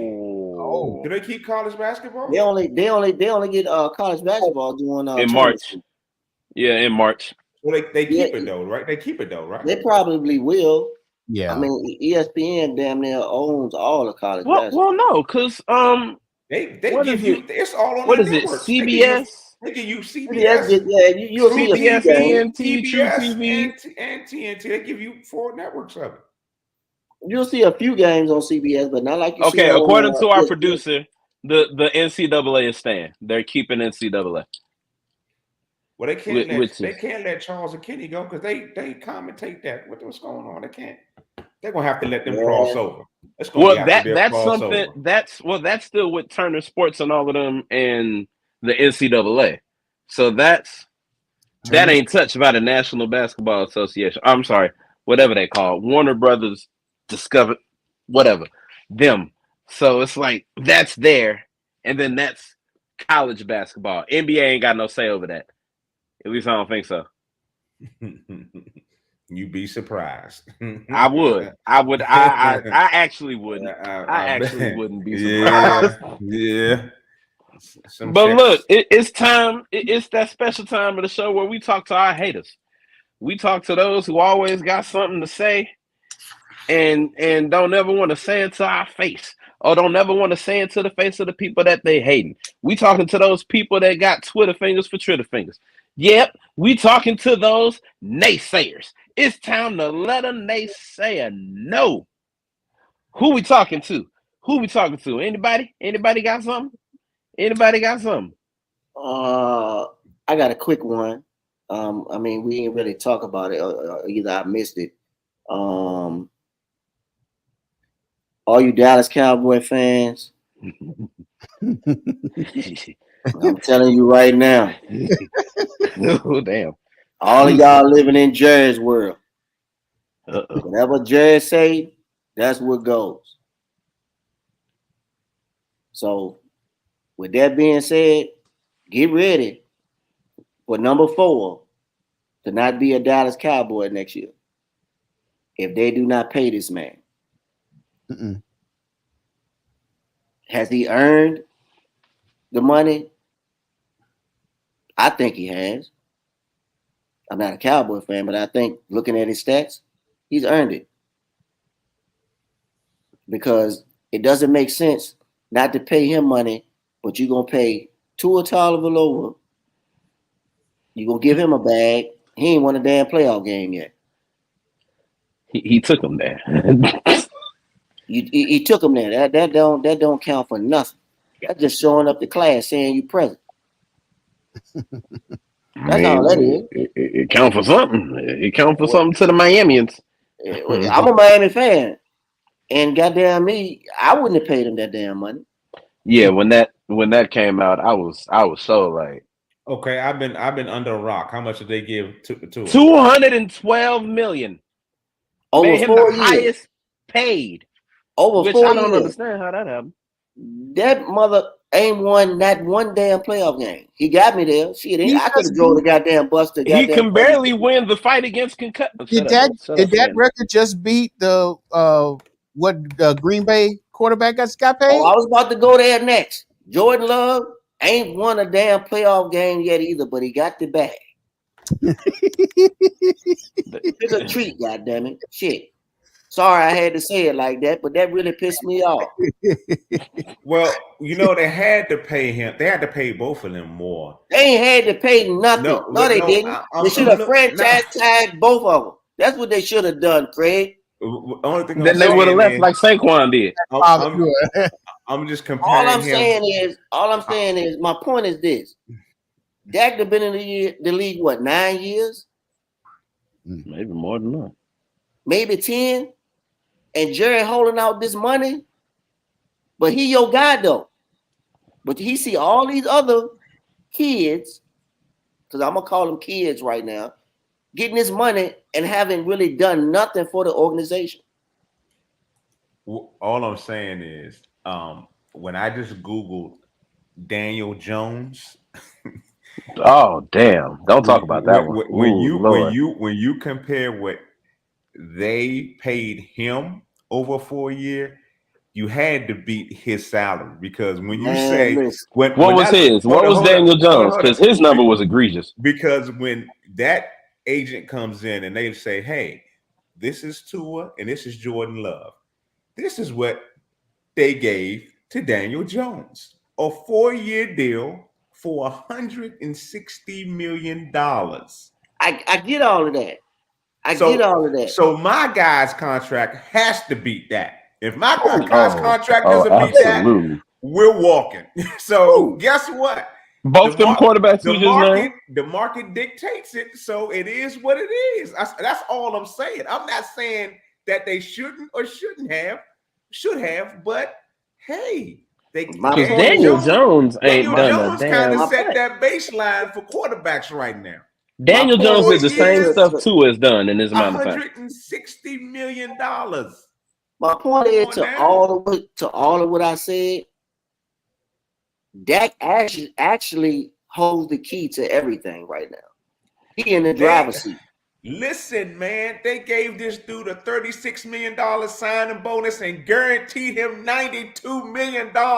He set the baseline for every quarterback out there right now. Quarterbacks, their agents are like that. They carrying around his contract when they walk to the room. Oh, here's Daniel Jones' contract. Read that. You better beat that. If you don't beat that, you know what? We're out of here. Somebody's going to beat that contract. I'm just saying. That's all I'm saying. He has yet to prove any money that he got. Exactly. That's why it's the baseline. That's what I'm saying. You giving money to guys to me who have not yet proved themselves. It's like you saying this is the new NFL. This is what it is. Yes, it's the NFL. It's like you saying, okay, well, if I give Sadal this money, I'm gonna one up him by signing Stanton just a few more, couple of 100,000 or a few couple of million. It's like a tit for tat thing, and you're not winning nothing. You still stuck in the same place that you are as an organization. You got your quarterback making all this money, but you need other pieces to make your team better. But the thing about it is Stanton and Sadal's contract doesn't mean anything, because until they see my contract, then they're going to be like, how the hell is Craig making all this money? If they see my contract, they're going to be like, God, can we get like half of what Craig is making?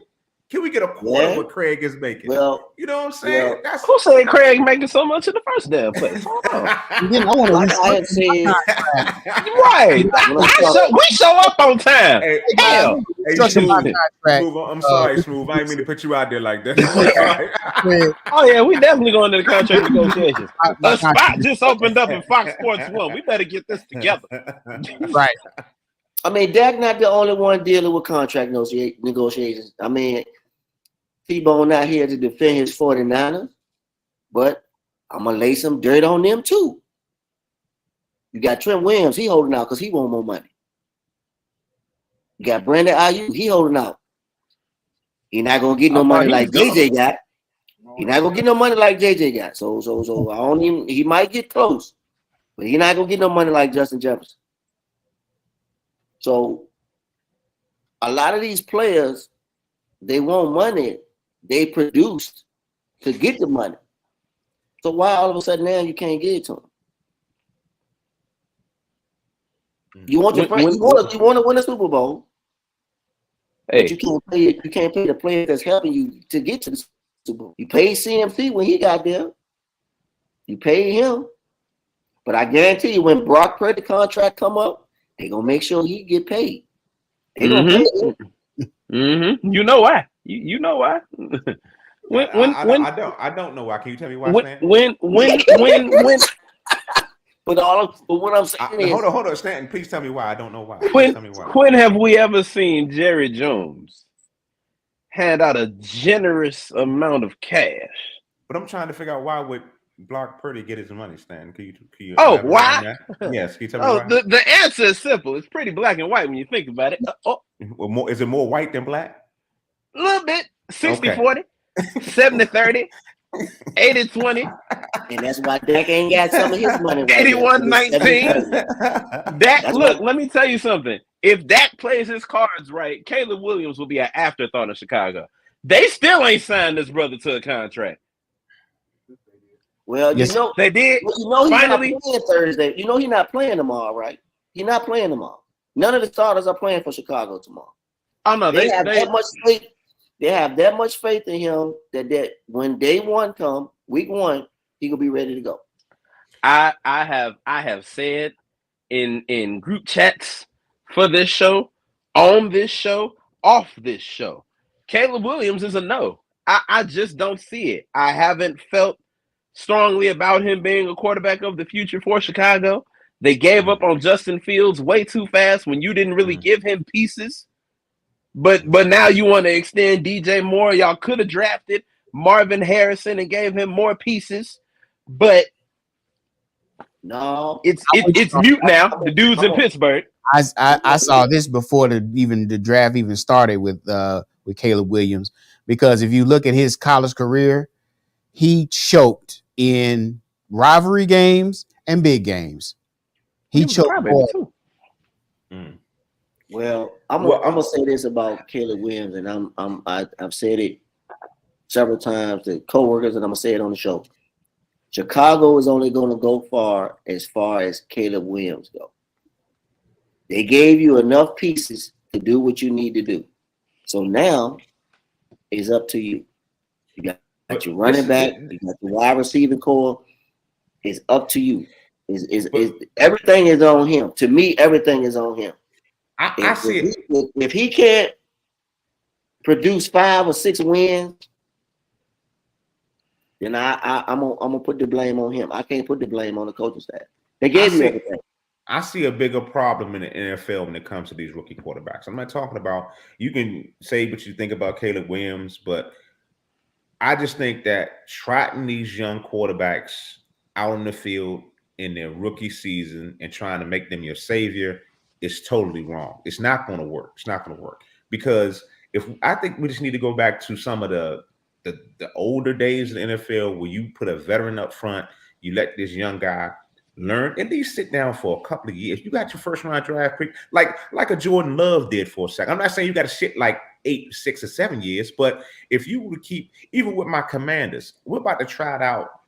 My man, how do you know the dude's name? Anyway, they about to trot him out, and I'm thinking, no, we don't need to start the youngin. Let the youngin sit for like a year or two, and we could have kept Jacoby Brissett.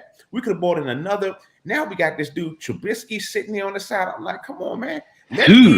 Chicago's woes. Let these young dudes get a feel for the system. If you got to sit and watch for a year or at least 2 years, sit your ass down and learn. Can I give a great example to your point, Craig? God damn. Can I give a great example to your point of sitting a year and waiting? Who? Does the name Patrick Mahomes mean anything to you? Mm-hmm. Yeah. Did he sit a year? Yep. Behind Alex Smith. And you know what? Everybody's not going to be a Brock Purdy because you don't have the pieces to put around a Brock. Come on, talk about it. Purdy. We all preaching today. Purdy is a great. I'm not down at Purdy, but Purdy has some damn good pieces around him to make him feel safe. He had an offensive line. He has pieces to dump off the ball too. He had two running backs. I was going to say 2 running backs and 1 wide receiver. You know what I'm saying? But you know what I'm saying? It's like, and a damn good defense to keep his ass off the field when he didn't need to be on the field all the goddamn time. You know what I'm saying? So it's like every team doesn't have that. You're not going to have a standout season like my man's Stroud came around at the end of his rookie season for the Texans. But nevertheless, I think about all the other rookies that were trash. He was solid. You just brought up what I was going to talk about. Was pretty good. You said Brock Purdy had all the pieces around him, right? So he looked good, right? Mm-hmm. But you're not going to get that in every organization. Hold on. What makes you think C.J. Stroud had the season that he had? Did he have all the pieces around him? Be careful how you answer the question, because I'm gonna eat you alive if you answer it wrong. I can't answer that question because I don't know. I just know C.J. Stroud. I don't know the Texans. I don't know the Texans. He's got a better chance of pieces this year. He did not have pieces last year. He did. That's you know what made C.J. Stroud so good this year? Not the fact that DeMeco Ryans trusted him, is the fact that the defense actually helped him out this year. They didn't make it to where he had to have 80-yard drives every time he got the ball. But I just Yeah, said but that about. I just said that about Purdy. He has a defense that kept him off the Another great field. rookie on Yeah. defense. Get up, and nobody really talks about him. He was the defensive rookie of the year. Who you talking about? Will Anderson? Yeah, Yeah, that's what I'm saying. So, dog, see, what I'm saying is, Craig, talk about him because Brock Purdy had a lot of veteran people on the team already. CJ didn't really have all that. And I'm gonna tell you one thing: his offensive line was patchwork. I'm gonna tell you that right now. That was a patchwork offensive line, but they gelled together as the season grew. My point is that Caleb Williams and the Redskins' new rookie quarterback, Jaden Daniels. Jaden Daniels. That's what the Jaden Commanders' new Daniels. quarterback, Daniels, whoever Jaden that boy Daniels. is. It's a lot of hype around this dude right now in the DMV area. It's a lot of hype. Everybody feeling great. They putting all these highlights on IG and Facebook. You seeing all these throws he's making, and I'm sitting there like, can he sit? He doesn't need to be out there right now. You know, what does our offensive line look like? What does our defense look like right now? Why are you gonna put all this pressure on this dude? Oh well, he could be the next RG3. Do you remember what happened to RG? Did you remember what happened to RG3? RG3 almost got his leg cut off. Come on, y'all. Come on now. Why are we gonna throw him to the wolves? We've been losing for the last 30 years. What another 2 years gonna matter? Everybody's talking about today, we gotta win. We're like, man, y'all. When the last time we seen a playoff game? Come on, now stop all that. Let it go, man. Since you said that, name a quarterback that's going to run the Cliff Kingsbury system. Name a vet. Can Jacoby Brissett run a Cliff Kingsbury system? I'm gonna answer it for you. No, he can't. You gotta have somebody that can run the systems, man. And that's what I try to tell a lot of people when I be talking to them about certain NFL quarterbacks. Certain NFL quarterbacks fit certain systems. Mm-hmm. I'm just saying. Pat Mahomes, he fit right into Andy Reid. Andy Andy I can't even think of his name right Andy now. Reid. Andy Reid's system right now. Actually, he tweaked it a little bit. He did. He a lot of bit. He tweaked the hell out of that. Yeah.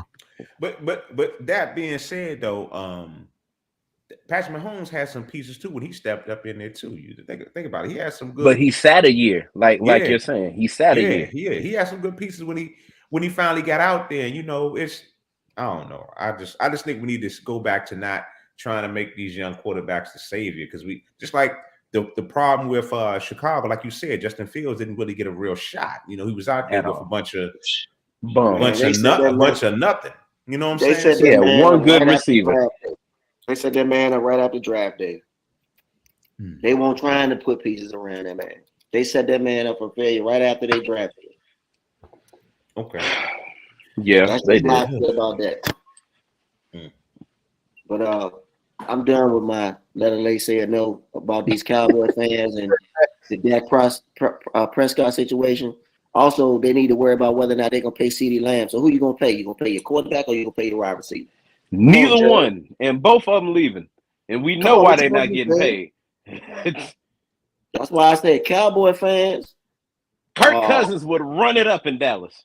Kirk Cousins gonna run it up in Dallas. You think so?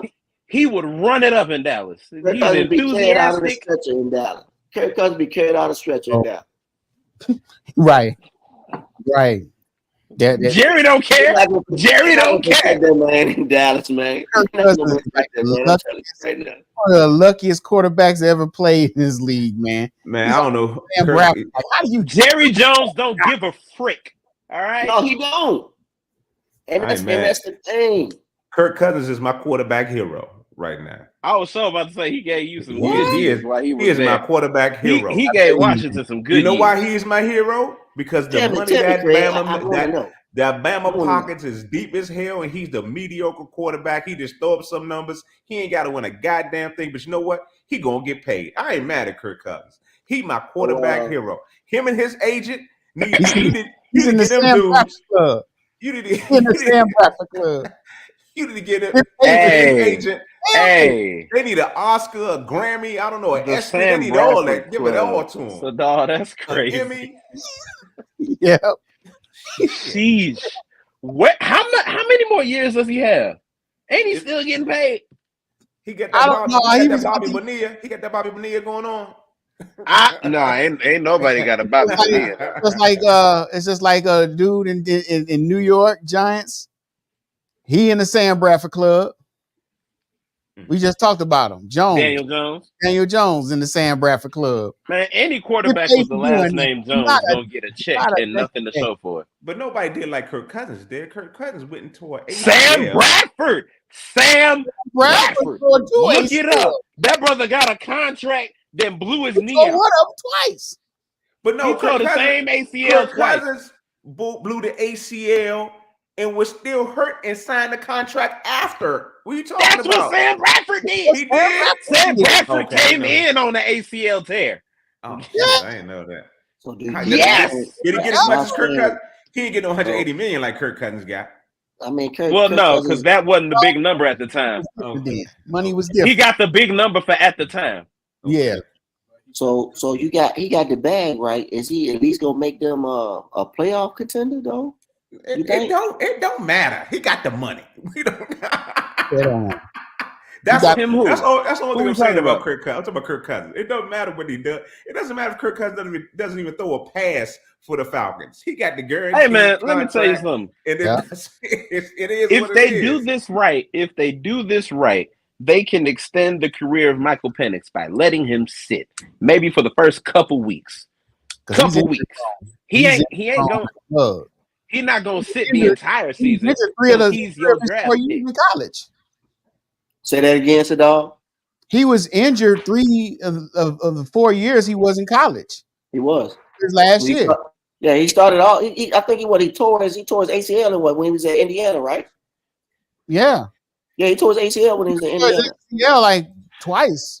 Yeah. Or if it was like 2 on both knees, I think it was. Hey, speaking of tearing ACLs in college, did y'all see Ty Gurley was at Rams training camp? No, too soon. I'm sorry. Y'all gotta check that Ty Gurley. Y'all gotta check Ty Gurley out on that podcast. Can I just read this off to y'all? Can I just read these numbers off to y'all? I'm just what numbers? For who? For who? Who numbers is this? My quarterback guard, Kirk Cousins. He signed a 4-year, $180 million contract, including a $50 million signing bonus and $100 million guaranteed. Okay, so let me say this real quick.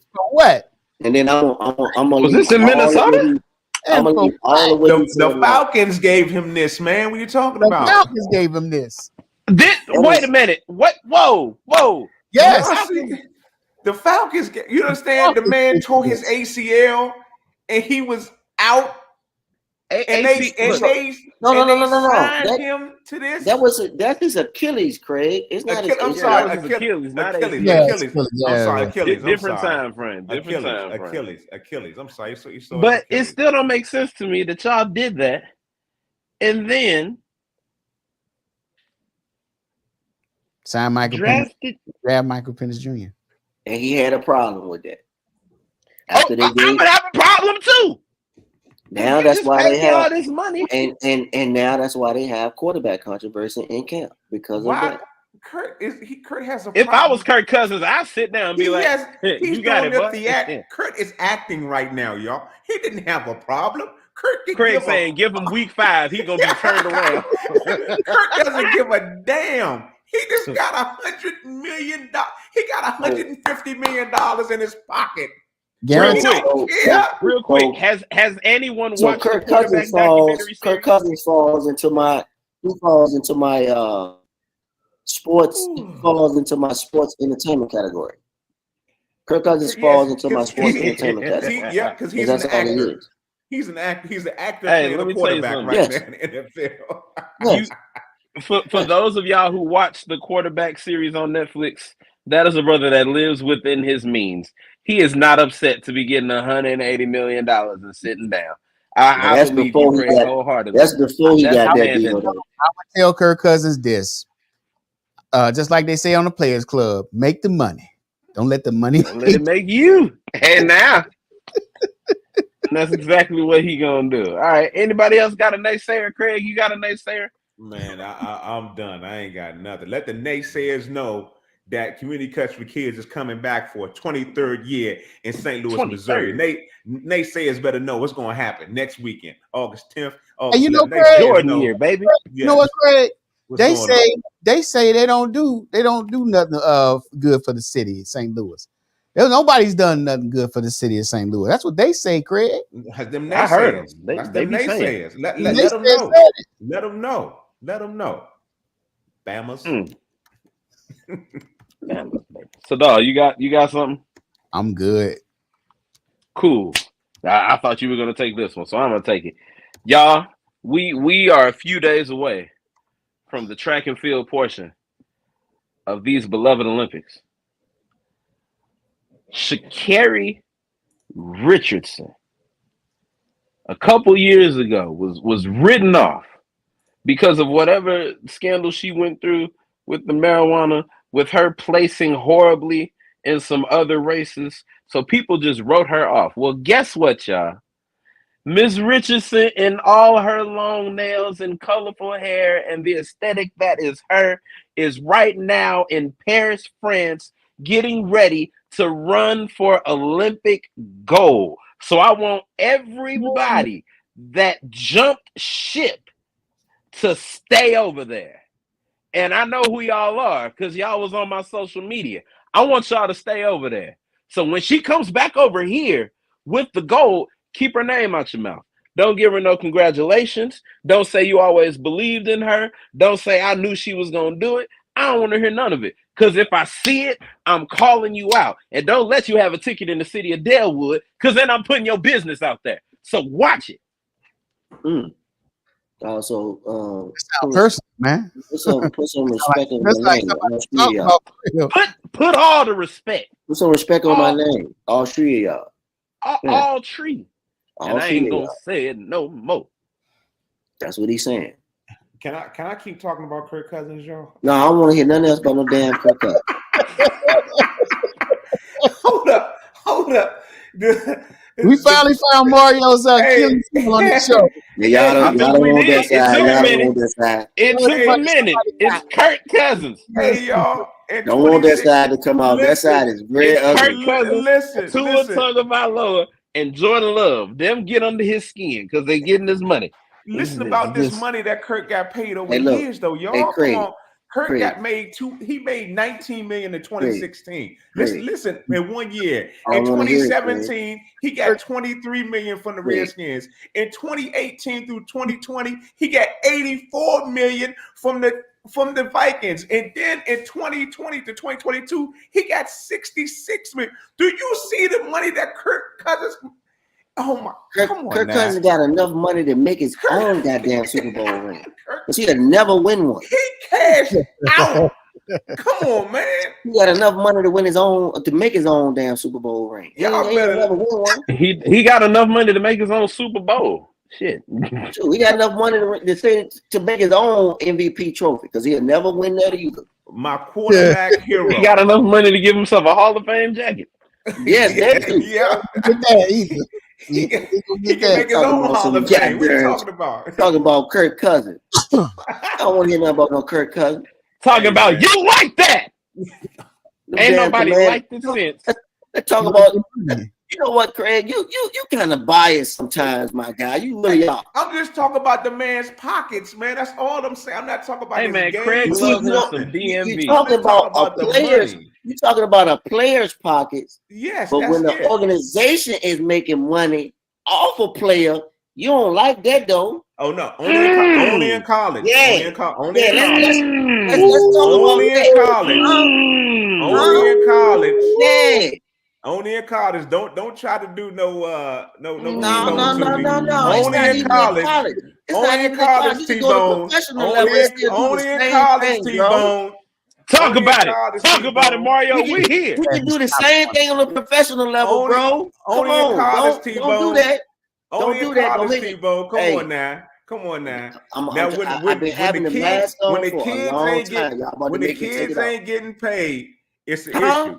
But I'm a Kirk Cousins fan. You're right. I'm a Kirk Cousins. He's my quarterback and I hero. respect that. But I don't want to hear no more about no goddamn Kirk Cousins. don't hear nothing about no Well, cookout. guess what? Guess what? We ain't got to hear nothing no more about nothing tonight, because that's it. We done. That's the show. Hey, Look, if we you was want to talk about to about keep Kirk going. Cousins, you want to talk about Kirk Cousins some more? I'll see you Wednesday at ladies' night, and we can really talk about some Kirk Cousins. Okay, bring that Oh, 66 Lord. million with you. Bring No, that you tell him. 180 You tell him front your 33 off that 66 million. How about I'll- that? Please make your donations. Community Cuts for Kids. Go to the CraigslistFoundation.org. Taking all donations. You can go to the CraigslistFoundation.org. Click the donations tab on the website. We need some school supplies. We need some food from my barbers and stylists. Man, it's happening. Next weekend, August 10th, August 11th, we got 4 locations in 2 days, the 23rd annual Community Cuts for Kids. Come on out. You'll see the whole Platinum Sports Talk show, the whole Smoooth Productions. Everybody's going to be there. You Sadal might and see Kirk Cousins while y'all there too. they're going to be signing autographs. Mario going to be cutting hair. Y'all come on out there. Y'all check us out, man. It's happening, man, for the kids. St. Louis, it's going down. All right, thank you. And Miss Williams, Alice Williams, I love you. Thank you, Miss Williams. Thank you. I appreciate you. Hey, shout out. Hey, you need to shout out Kirk Cousins. See if he can donate some money to your foundation too. Mario's going to be Kirk Cousins with him to sign some autographs. Everybody tweet. Damn, if I'm be walking with some Kirk Cousins, you know that'll never happen. Tell him to give. Everybody, right? Hey, if we tweet Kirk Cousins and put that flyer, you might get a donation, brother. That's all I'm trying to get you to do. I'm trying to get you to put it out there. That's all I'm trying to do. Pause. Hashtag Mario and Kirk Cousins. Hashtag Mario and Kirk are cousins. Yeah. Y'all do that. I'm gonna get me some money out of it. Shit. Yeah.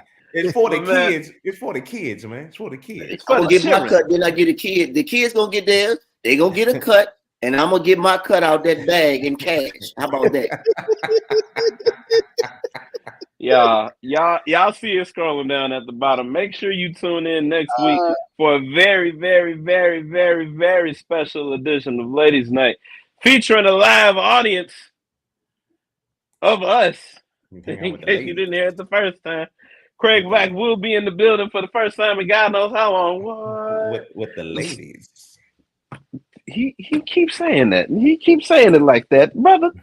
With the ladies. You a little excited over there. Yeah, with the ladies. The missus coming. My wife looking at me right now, telling me what the hell you I'm so like the missus coming. You all over there excited as hell. I'm like, he keeps saying it. It's like, man, look, y'all don't want to look. If only y'all to come in the picture. I was so waiting. I'm just like, okay. But look, hey, y'all stay safe. Beat this heat advisory. It should be over because the show is over. You know it's only hot when we coming on the air. But y'all be safe out here. Make sure you catch us on all of them platforms. Catch us on Hot 365 Radio. Make sure you catch us on Roku. I think I saw Twitch. We in that. Anyway, make sure you catch us on Facebook, YouTube. Subscribe and click on that bell. So anytime that we go live, you will be notified. Remember, if you know anybody that is a perfect guest for the Platform Sports Talk Show, any of their shows, have them email us at platformsportstalkshow@gmail.com. It's Stanton. We out of here.